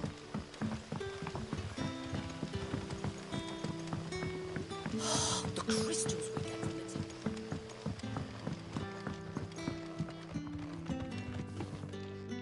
Clive, how goes the hunt for our sinister figures?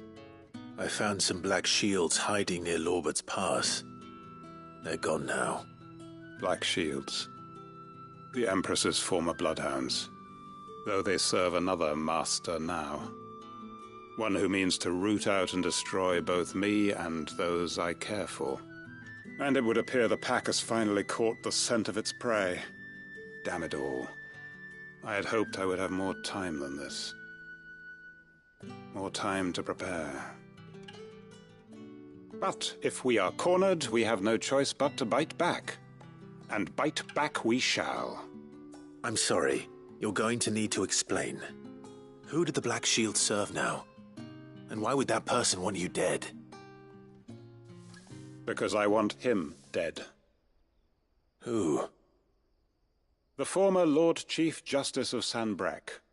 All that I have built here is for him. I don't understand. Why him? Why Lostwing? I suppose it is better that you know the truth. I was a member of the judiciary once. So sickened was I by the injustice of this world, I swore to fight it. And fight it I did, in my own small way. I saw more than a few corrupt officials condemned to the very cells into which they had thrown blameless innocents. Men to whom the law was but a scourge to turn against the powerless.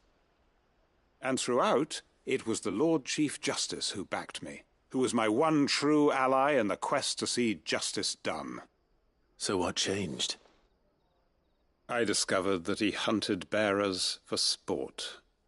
I was a fool to think he shared my hatred of venality and vice. His support for me was no more than a facade, a means of ridding himself of his rivals, a mask to hide the rot beneath. I filed suit against him immediately. His response, however, was rather more visceral. He had my entire family slaughtered, and he faced no punishment whatsoever. I lost everything. My loved ones, my livelihood, my position, the faith I had once held that any modicum of justice might be achieved through the courts. So I set about enacting my own. I tracked down every soul who served him, and slit their throats myself. But the man himself proved an altogether more difficult target. With money and power come protection. And so I saw that I would need an army of my own. I came here to Lostwing and began recruiting like-minded individuals. And everyone here knows this is why you do what you do. Of course. They too have lost loved ones to the bearer hunts. Seen faultless friends sent to the gallows to spare the guilty, all under the watchful eye of the Lord Chief Justice. Our wounds are the same. And our cause is the same. We are comrades, and our revenge is already in motion. We know where he hides, how numerous and well-trained his guard. What we did not know until now, however, was that his plans may already be in motion too. Quentin. Our time is short. He may move against us at any moment, unless we move against him first. My friends and comrades, it begins. Make ready for war.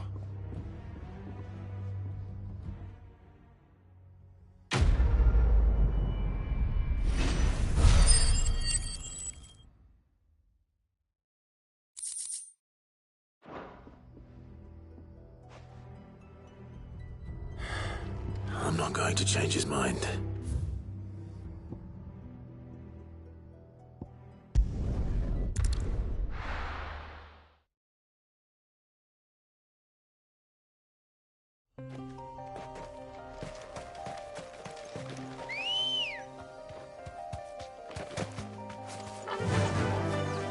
Fly, Ambrosia.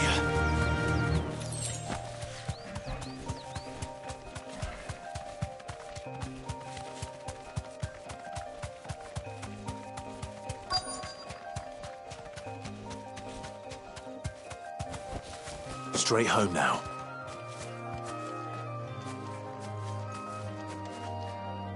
Cole, I'm glad you're in one piece. Just about.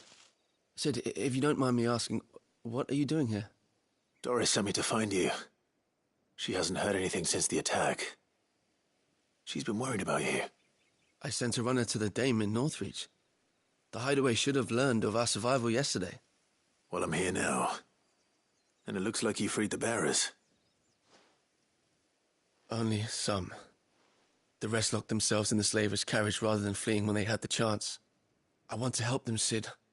But we're barely in any state to protect those few we did save. You made the right decision. Now where's the carriage? The goblins may still be out there. You have duties to attend to here. See to the injured. I'll handle the rest. All right. Just follow the path to the south. You'll come across the carriage soon enough. And please, hurry. If the beastmen get to those bearers, the poor souls will be eaten alive. I won't let that happen. Thank you. And Sid, it's good to see you. Don't thank me just yet.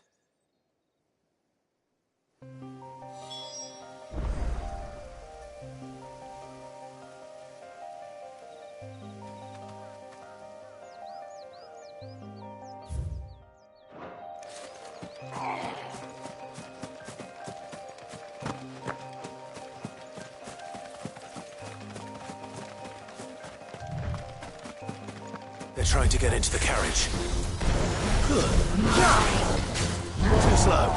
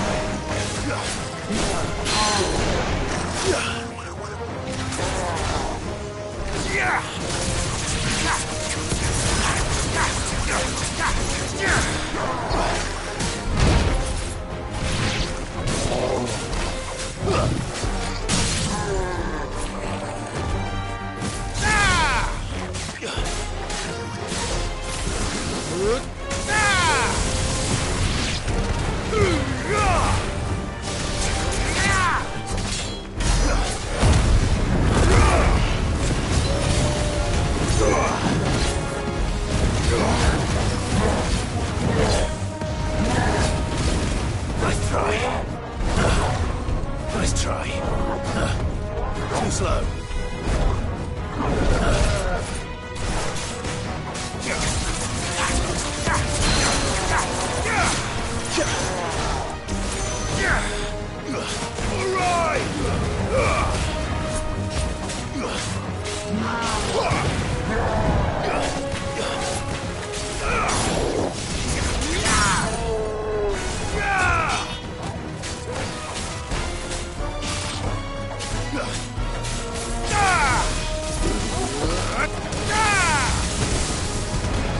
You're finished!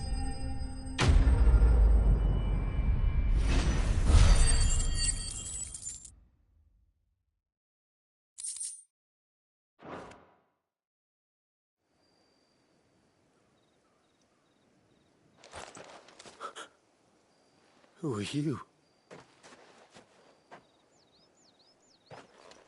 A friend. Are there any more survivors? Why didn't you flee with the others? If the goblins had made it through that door, you wouldn't have stood a chance. Why should we run? One miserable death's no worse than another. Perhaps. But we're here to give you another choice. Freedom, safety. The life you've been denied. Come with us. Let us protect you. Sid, I couldn't just let you... You weren't too late then. Thank the gods.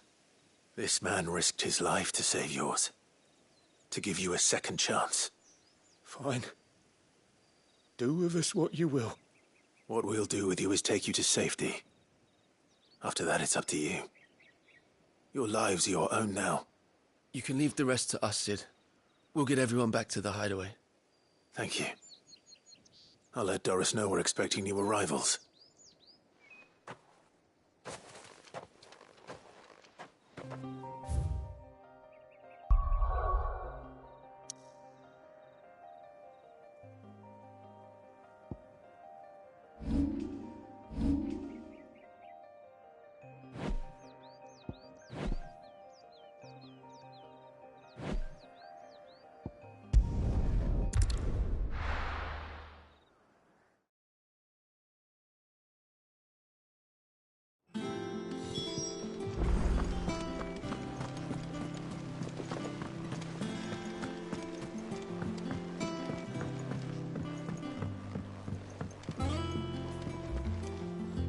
Sid, welcome back. A Stolas from the Dame arrived not long after you left. If I'd just waited a little longer, I might have been able to deal with things myself.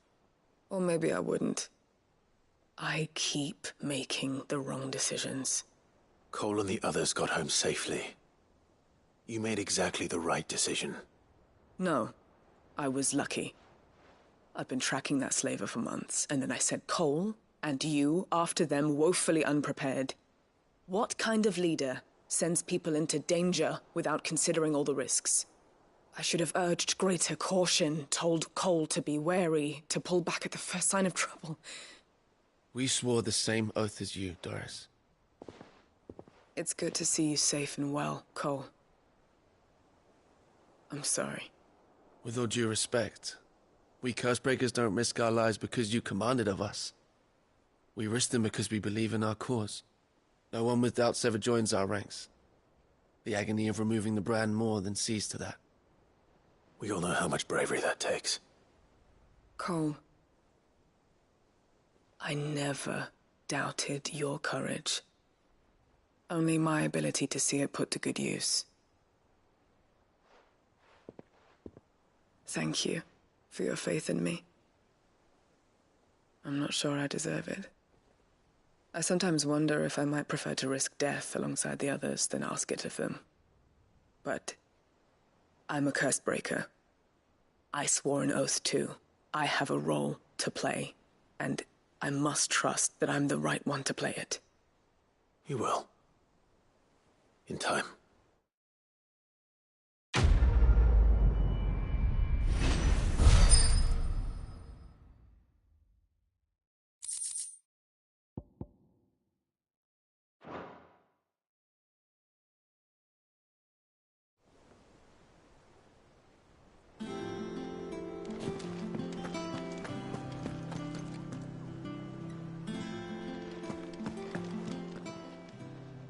Oh, I wasn't expecting you back.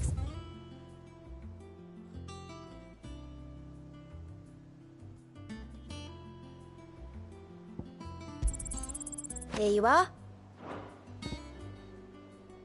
Best of luck out there, Sid.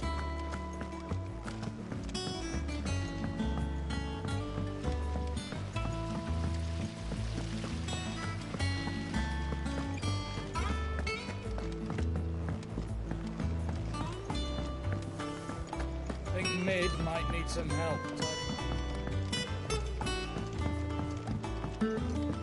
If I don't come up with something soon. Mid. Helena has recovered the material for the helm. She'll be along shortly. Excellent. Another job well done. And just one remaining. Right. Right, the shielding. This one's a bit of a bugger. How so? The plating's enough to stop the engines going pop, but those things will still be spitting out enough fire to set the rest of the ship ablaze. Which is why you need proper shielding. A prison for the dragon's breath that's blazing away inside. I thought a triple thick layer of tempered steel might do it. Or more of the stuff that the Fallen use, but they'd both be too heavy. The helm and the plating are bulky enough as it is. Add any more weight and the whole ship would be at the bottom of the briny before we'd even started. I need something light. But I've racked my brains and I just can't think what would do it. Well, if I were in need of obscure knowledge, I know whose counsel I would seek. Harpocrates. Tomes? Yeah, well, I'd thought of that, obviously. I've got all the details written down here. Can you take this to him, see what he makes of it? Right away.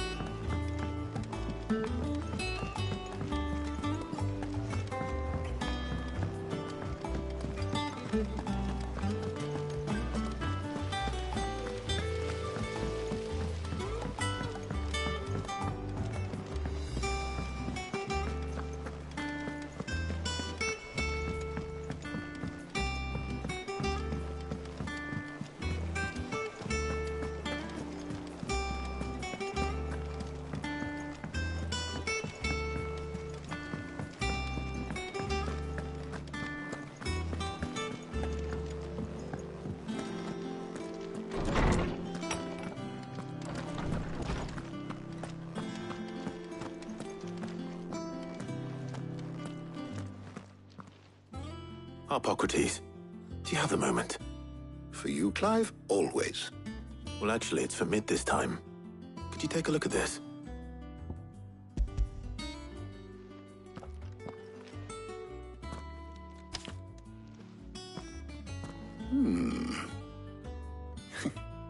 Shielding for a mithril engine? Whatever will that girl think of next? And what are these notes around the edges? She has some specific requirements for the materials. The shielding needs to be able to resist extreme heat on the inside, and yet remain cool enough on the outside not to set the ship alight, while also being light enough not to sink it. As you can imagine, she's struggling to find anything that meets her needs. I see. I wondered if you might know of a solution, or if you might be able to search the records for one. Perhaps it is not a different material she requires, but a different approach. What do you mean? Consider the lake we have made our home. Its blighted waters eat away far more quickly than fresh water or even brine, at timber and steel alike. And yet, we have made a home here from those very materials nonetheless. We have. But Bardolph must varnish every board twice over to keep it from rotting. And Obelus complains that without a constant supply of pitch. I see. Early Gregorian histories speak of a preparation known as moon dew. It is said to be able to resist even the most ferocious flames. Before the dragoons tamed the worms and wyverns of the realm, nobles would daub their castle walls with it in order to guard against dragon fire. So if we could recreate it... It might be applied to some material or other in order to provide the protection Mid requires. As to how best to apply it and to what material, perhaps Bardolph and Obelus might be of assistance. I shall speak to them and see what wisdom they might have to offer.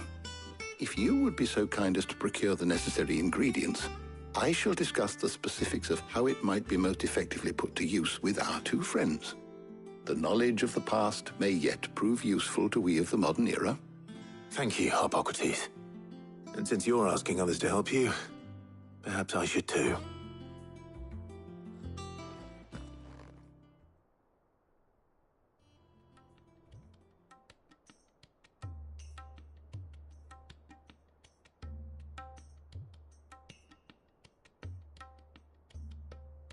So you need a hand, do you? We do. I'll be heading to market for the ingredients we need. I could do with some help. And some company, too. The other can assist me in researching how best to prepare the shielding itself. Can we count on your aid? Always. Well, if Jill's game. Thank you.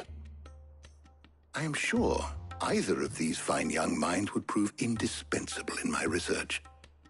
I leave the decision as to who will go with whom in your capable hands, Clive.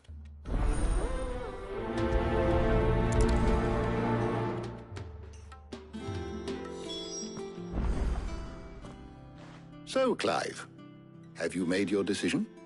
Who will accompany you on your little excursion? All right. So, what are we fetching? I have taken the liberty of preparing a list. Here. Garlic? Conch shells? Are you sure this is the right list?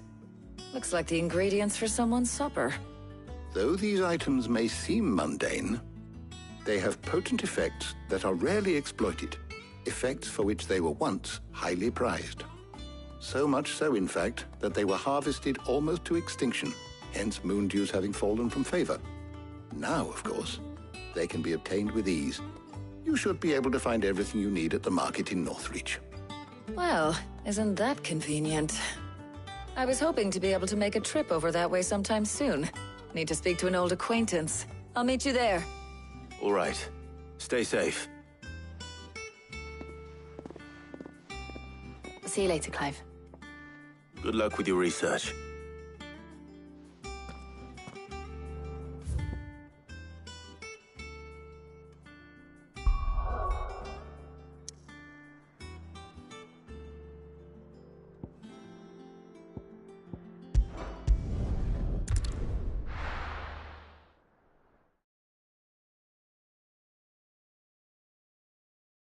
Now, where's Taya?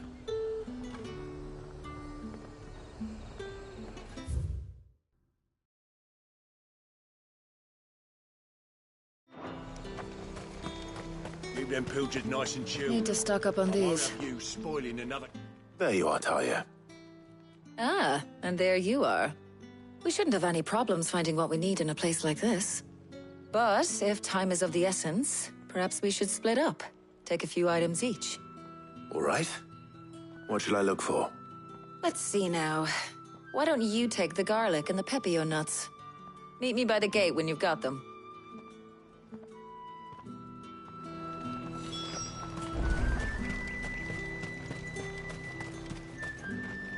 What do you want? Go on, take it. And? There's talk at the glass gate.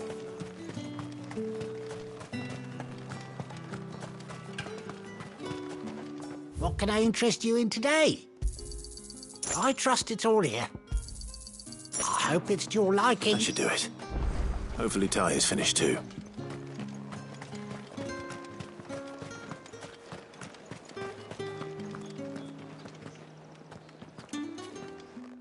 Well, did you find everything? I did. Here.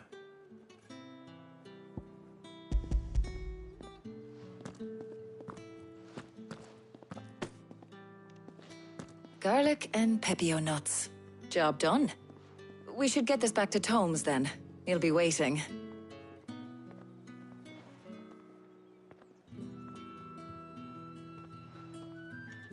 But we're not in too much of a rush, are we?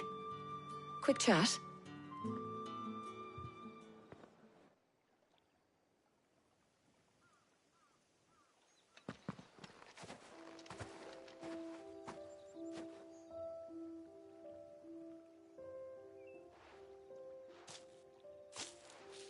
Do you know, I think this is the very first time we've been out on an errand together.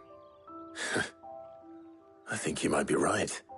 In all the years since you and that scowl of yours first appeared, you haven't invited me out once. For shame. Well, it seemed long overdue. And you did say you had some shopping to do. I was hoping to restock my supplies of herbs and liniment, yes. You and Jill alone burned through them like wildfire. No luck, though.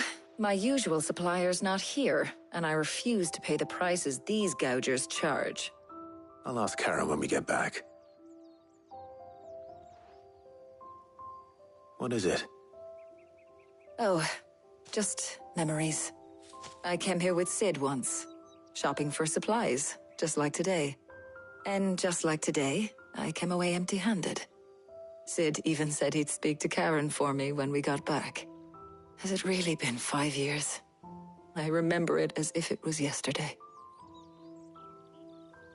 Hold on. Does that mean it's been 5 years since we met? Feels a lot longer. It does. In a good way, of course. Thank you, Taya. For what? For everything. I just want you to know that all you've done for us, all you still do, it's appreciated. Do you think I'd stick around if I thought it wasn't? But in the spirit of sharing and caring, you're appreciated too, by all of us.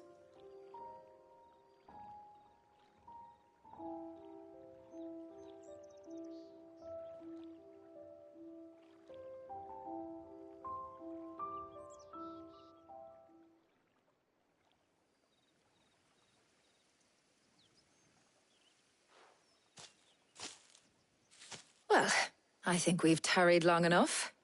I ought to get these ingredients back to Tomes so he can make up this concoction of his. I'll meet you back at the hideaway, all right? All right. And thanks again. I heard you the first time.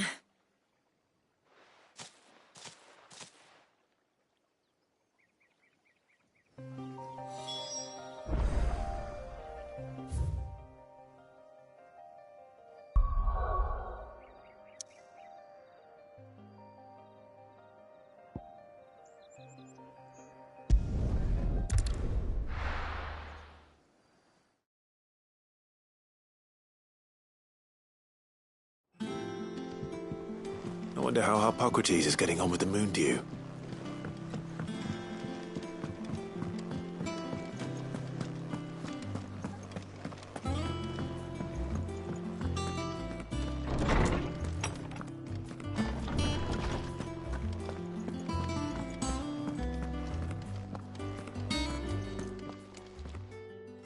How's work on the shielding progressing, Hippocrates? Well, very well indeed. And thanks in no small part to your kind assistance. I was just explaining to Tarja how we might best go about preparing the moon dew. And now that we have all the ingredients, we may begin. You can count on me. I've mixed more than a few mysterious concoctions in my time. I'm sure you have. What about the shielding itself? Work is underway, under the watchful eyes of Bardolph and Obolus. Apparently, it'll be ready soon. Thank you. All of you. Right then. Jill, would you join me in the infirmary? Many hands make light work and all that. Of course.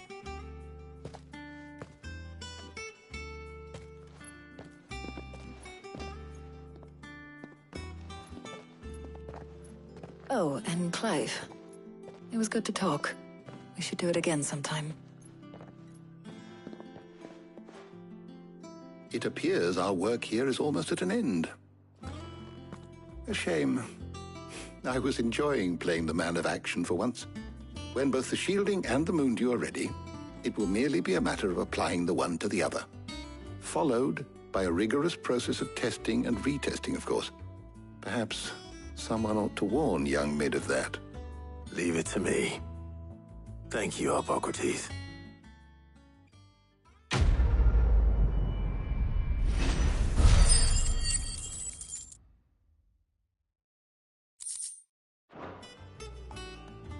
Well, I'd better go and give Mid the good news then.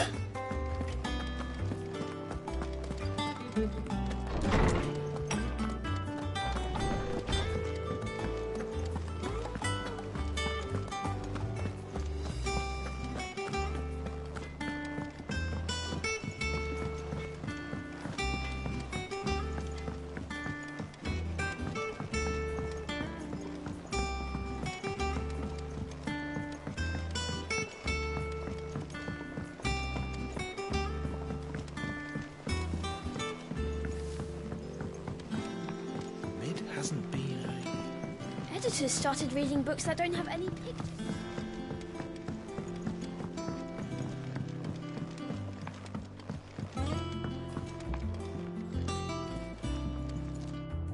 Sorry to keep you waiting, Mid. But you'll be pleased to know that work on the shielding is underway. You found something for it? In a manner of speaking, Hippocrates knew of a substance that's highly resistant to heat. A coating that should provide the protection you need.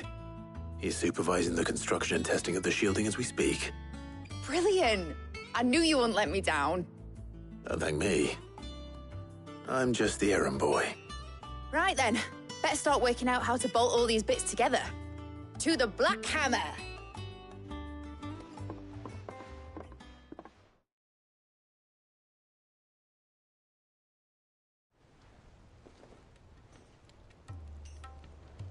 You know, when I got into the smithing game, I thought I'd be making swords and shields, not thermal bleeding didgeridoo-dahs. Displacement stacks. Same difference. Whatever you call it, I ain't putting it together in here. It's cramped enough as it is.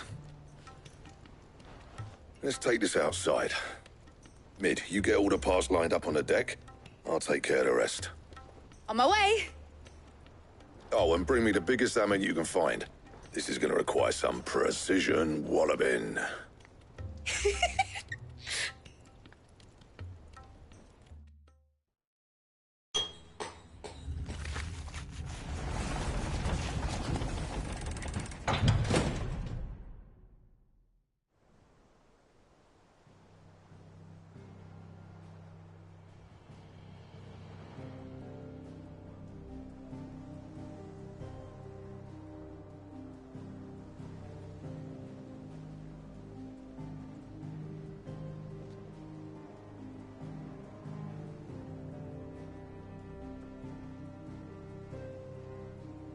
It's finished! It's finally finished! Thank fuck for that. I'll be feeling my hammer arm for weeks. Thank you, Clive, Blackthorn, everyone. That's one down and just 3 more to go. I'm sorry. Oh, didn't I tell you? The Enterprise has 4 mithril engines, and we'll be needing a displacement stack for each. You don't mean... Don't worry. Now they've got a finished one to work off, my gang in Canva can build the rest. Good luck to them, I say. Right, I'm off to get a sling for this elbow. Any other work comes in, keep it to yourselves, eh?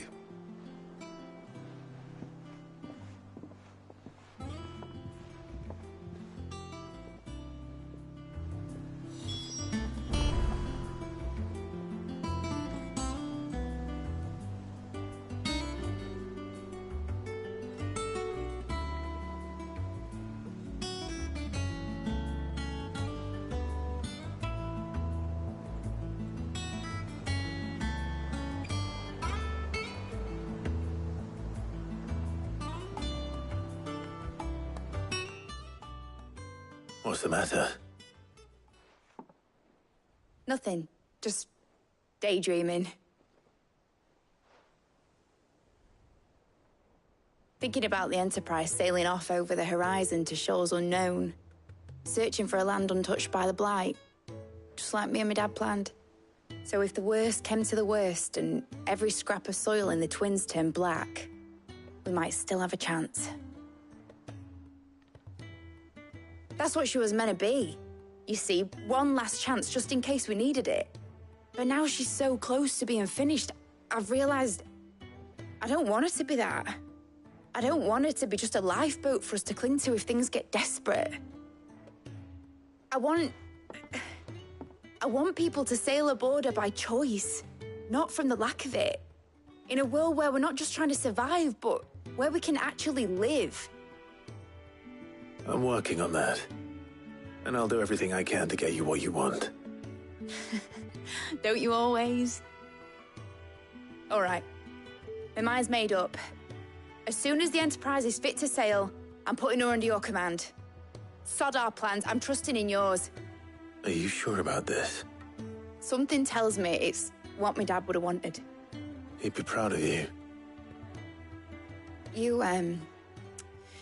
were gonna visit his grave, weren't you? I was. And you can come too now that your little project is finished. Right. There's just one thing I need to finish up first. Won't be a mo. All right. I'll let Otto know you're coming. Meet us in the mess when you're ready. Aye, aye, Captain.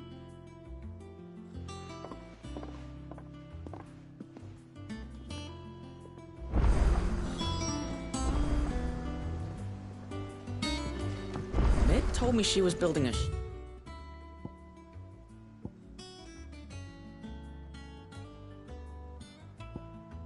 ship. Really?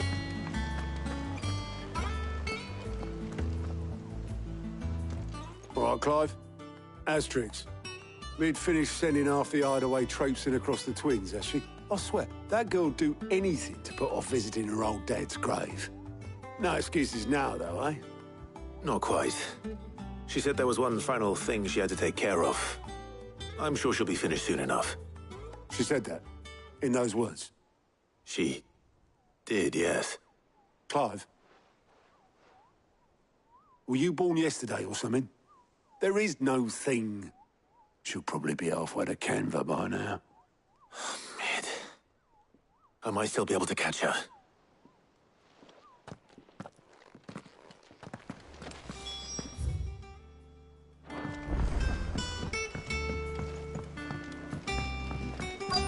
Is that the thing Tomes helped with?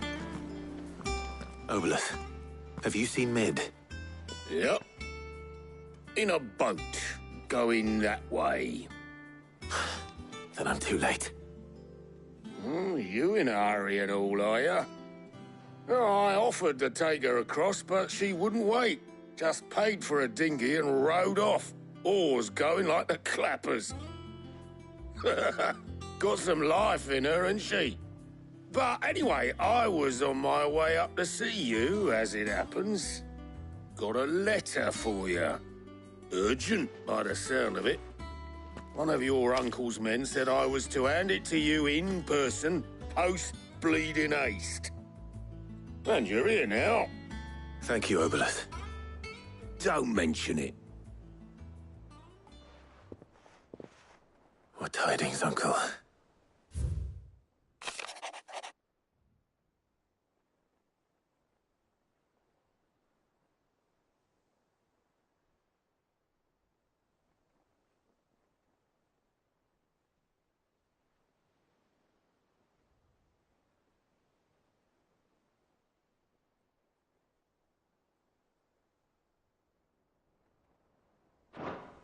Trouble in Canva. Well, I'll need someone to keep an eye on Mid.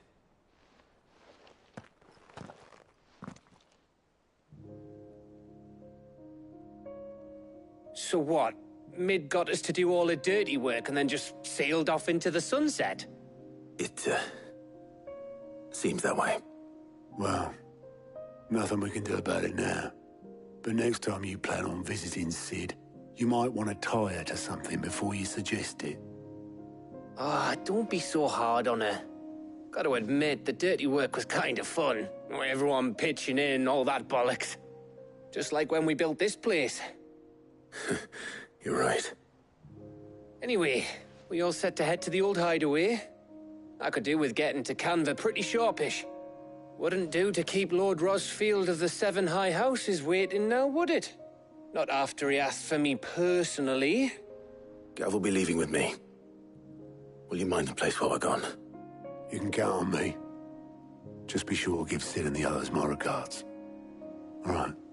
Oh, by the way, Jill will be joining us too. She's got some things to take care of, but she'll meet us there. I hope she's telling the truth at least.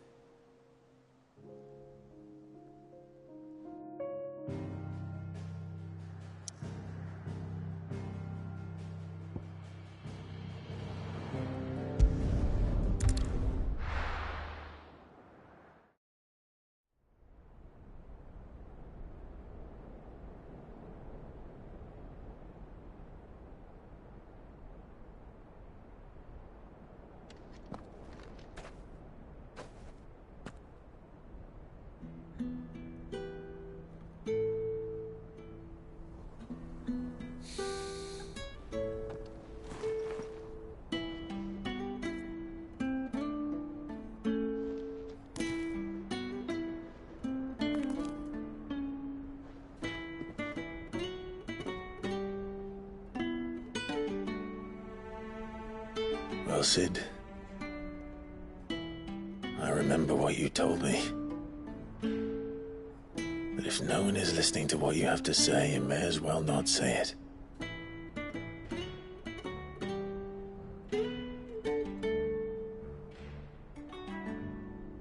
But I will say this, old friend. Hugo Kuka is gone. His shadow looms over us no longer. It's a pity the Phoenix can't be in two places at once. If he'd have been with us, maybe he could have done something for the lost. Not even the Phoenix can bring people back from the dead. Life has a beginning and an end. So we must live while we have the chance. And not as slaves to the crystals, but as free men.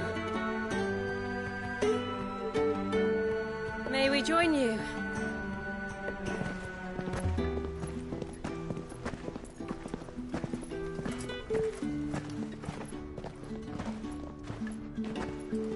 Lady Karen, what a pleasant surprise. I thought I'd drop by and see how you were all doing before heading off to restock my supplies.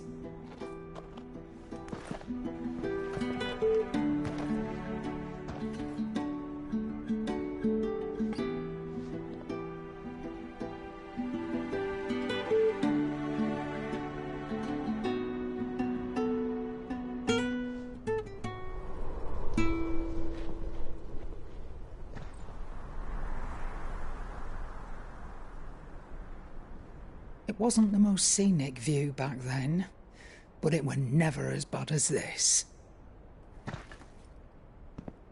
I know.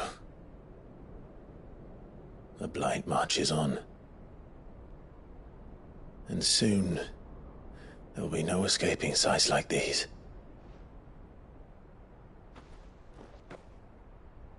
So our mission remains unchanged. We cannot stop until every Mother Crystal is gone, and their thirst for ether with them. The only one that remains in Storm is Drake's Tail in the Crystalline Dominion. Our next target. We're going to Twinside. It's the capital of the Empire these days.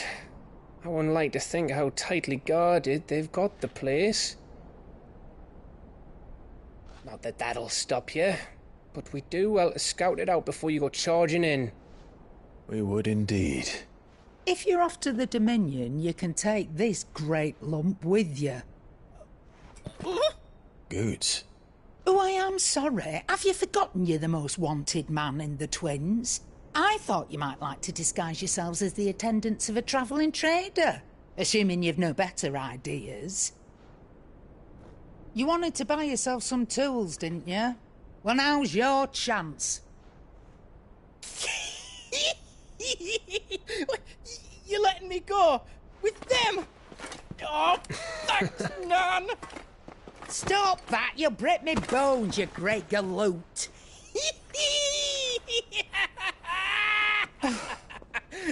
There's a caravan that runs back and forth between the Dominion and the Bocklad markets.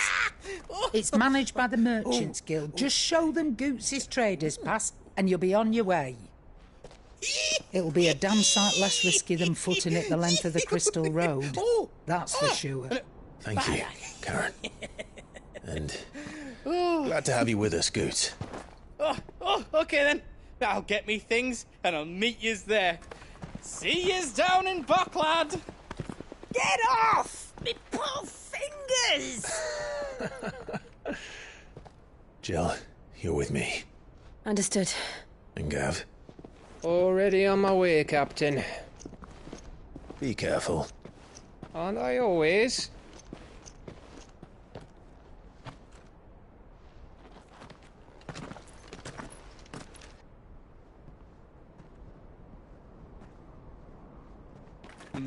Do you see that, Sid?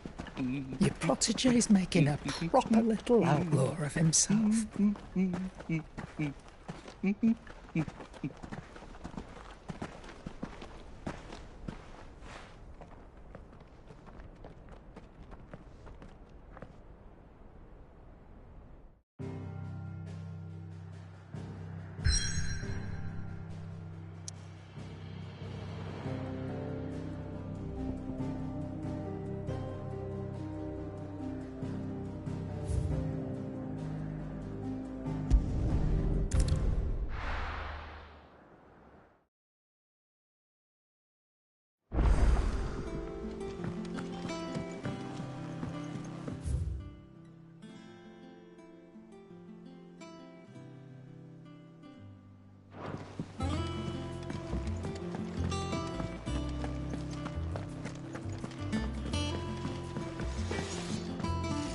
back, are ya? Back to work, then.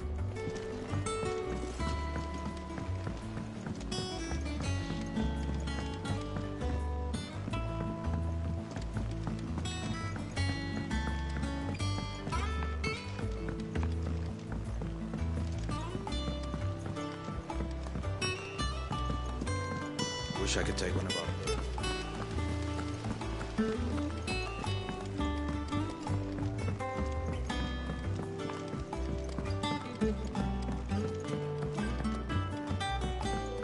Well. Here, Sid. Reckon you might be just the man to help me out of a bit of bother, if you've a mind to. Let's hear it. Well, it's about this alembic the chief's got me making. Lovely bit of kit it is. Bung in a solution you want splitting, and it'll separate it out, just like that. Problem is, it won't always get rid of all the impurities. And with some of the stuff we need it for, that ain't good enough. Which is why I've been looking for something to filter the liquid we'll be cooking off. And that's where I was hoping you could help me out. I imagine Ty could get some use out of this alembic too. Distilling medicines and the like. All right. Why not? Proper job! So what exactly do you need for this filter? Nothing but bomb ash'll do, says the chief. Gave me a sample she'd obtained from the university stores. Couldn't believe my eyes. You pour the blackest blight water through it, and it comes out clear as a mountain stream. So, I did a bit of reading about where I might be able to get hold of some. And do you know what I found out? It's only the blimmin' bones of a bomb king. They leave them behind when they die, see? I take it that's where I come in. If you wouldn't mind. I saw a billet on the hunt board for one just the other day. Would have gone myself, but, well, fighting dirty great balls of flame ain't exactly my forte. You, on the other hand... All right. I'll see what I can do. Thank you kindly. And a good hunting, eh?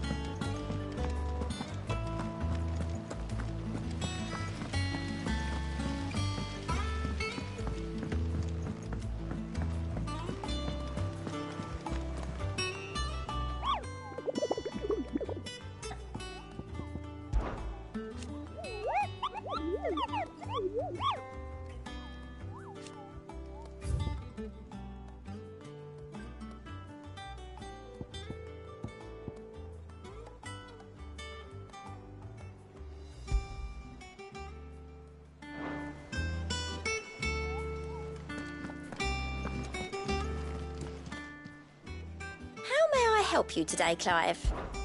Your benefactors are a generous lot. All yours. All done?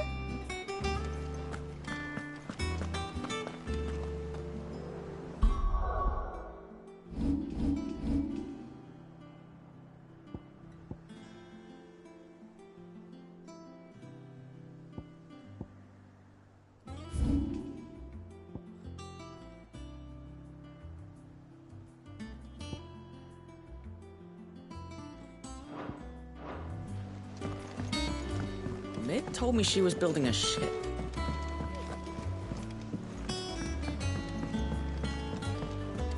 I don't know where Sid gets the energy.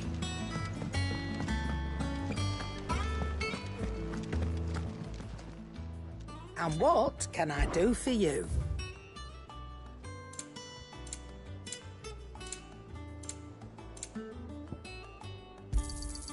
It'd better all be here. You'll not find a better price than that.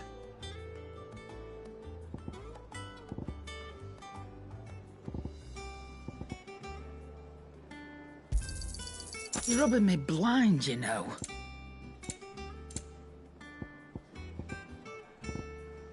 Is that all? He cracked me. Crystal too? You're joking.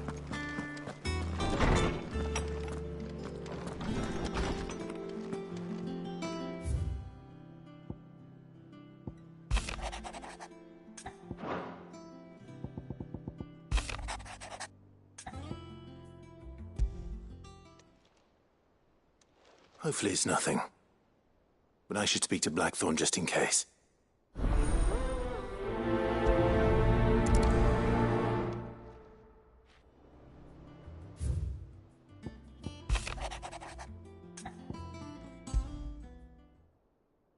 What could be wrong with Torgor?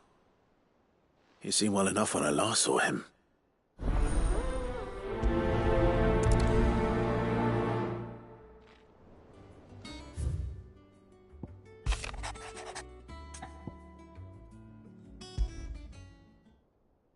Trouble with the ledgers. Shouldn't he be asking Otto for help?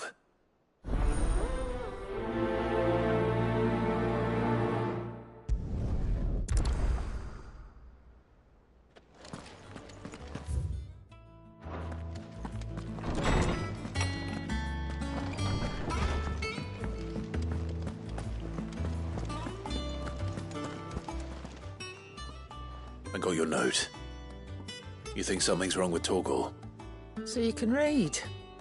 Congratulations. But I didn't say I were wrong with him. I said something weren't right. He's not been eating me treats. He used to love cracking the bones from Molly's boiled brown, but now he won't so much as look at them. Didn't like him. Which is why I'm of a mind that his mind's on something else. You've not been working him too hard, have you? No harder than usual. Is that it, boy? Do you need a rest? What was it you said he was? A frost wolf? That's what the lawsman seems to think. Then maybe this all has something to do with whatever it is that's woken inside him. I suppose things have been different since Rosalith. Perhaps Hippocrates knows something. Instead of everything, you mean? Perhaps.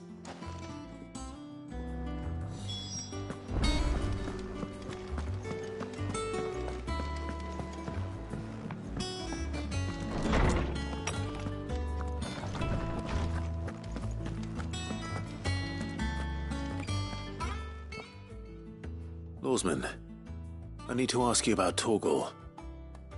Something's not right with him. He isn't ill, is he? I don't think so. But according to Lady Karen, he seems to have lost his appetite, which is certainly a new development. She says he's hardly been touching his bones of late, and she believes it may have something to do with what happened at Rosalith Castle. I rather think she might be right, though not about his appetite.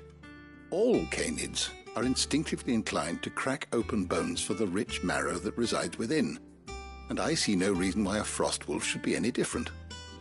Accordingly, I suspect it is not a lack of appetite that afflicts Torgor, but a surfeit of it. If we assume that his newfound magics require additional nourishment to sustain, it may well be that the bones Lady Karen is accustomed to providing are no longer sufficient. Frost wolves, after all, habitually prey upon far larger animals, whose bones may yield altogether different nutrients. As to where one might find a suitable substitute, some antelopes that graze the meadows of eastern Rosaria have been known to grow to a size more than double that of their lesser cousins. I don't recall ever seeing any that large. And little wonder. The oldest and largest such creatures rarely leave the safety of the highlands for fear of predators. The last elder antelope sighting I recall hearing about took place near Cressida, and that was long before the village was abandoned. Even so, it seems like a good place to start. Good hunting, Clive.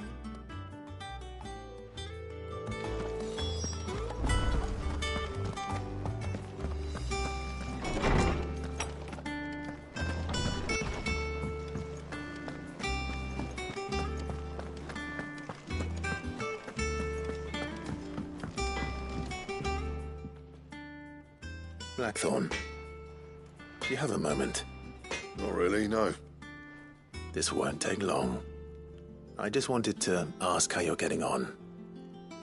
August was worried about you, and you might still be doubting your craft, even after learning the trick of that cuirass. Is there something else weighing on your mind? Perhaps sharing your thoughts might help. That bastard's like a dog with a bone. Still, you've got a keen eye, I'll give him that. He's just, well, Karen showed me something. Something I've never seen before. And that was? A sword. An odd-looking thing with a single-edged blade. The metal itself wasn't anything to write home about, but fuck me, the edge on it. You could slice a man clean in two with a weapon like that, and he'd be halfway home before he even realised he'd been cut. So that's what's troubling you? Nah, not troubling me exactly. More distracting. Can't stop thinking, how do you get an edge that sharp? It's driving me mad. And if you knew how to do it, we could arm the curse breakers with even better blades. That's about the size of it, yeah. I'll see what I can find out. Sharper swords are always welcome. And we can't have our master blacksmith being distracted. You're a soft touch, you know that. But I can't say I'm not grateful for it. Good luck, eh? Thank you. Let's see what Karen knows about this sword.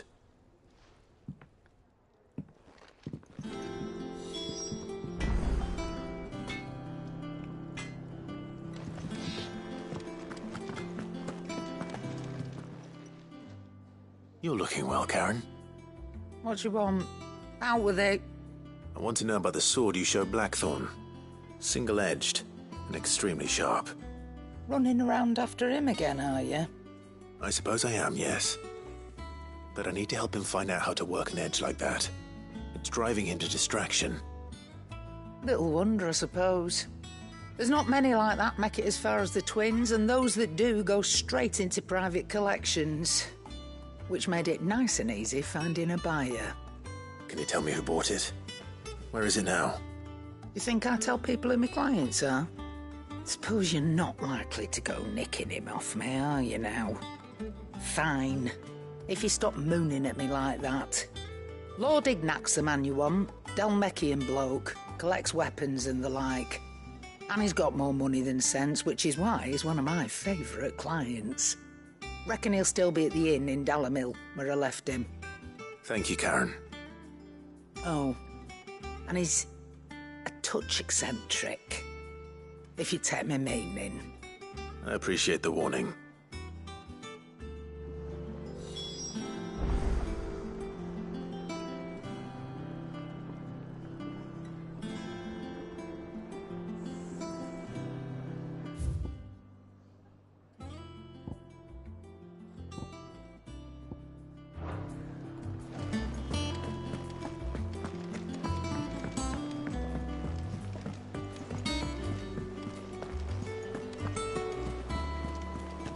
Is that the thing Tomes helped to build? Mid told me she was building a ship.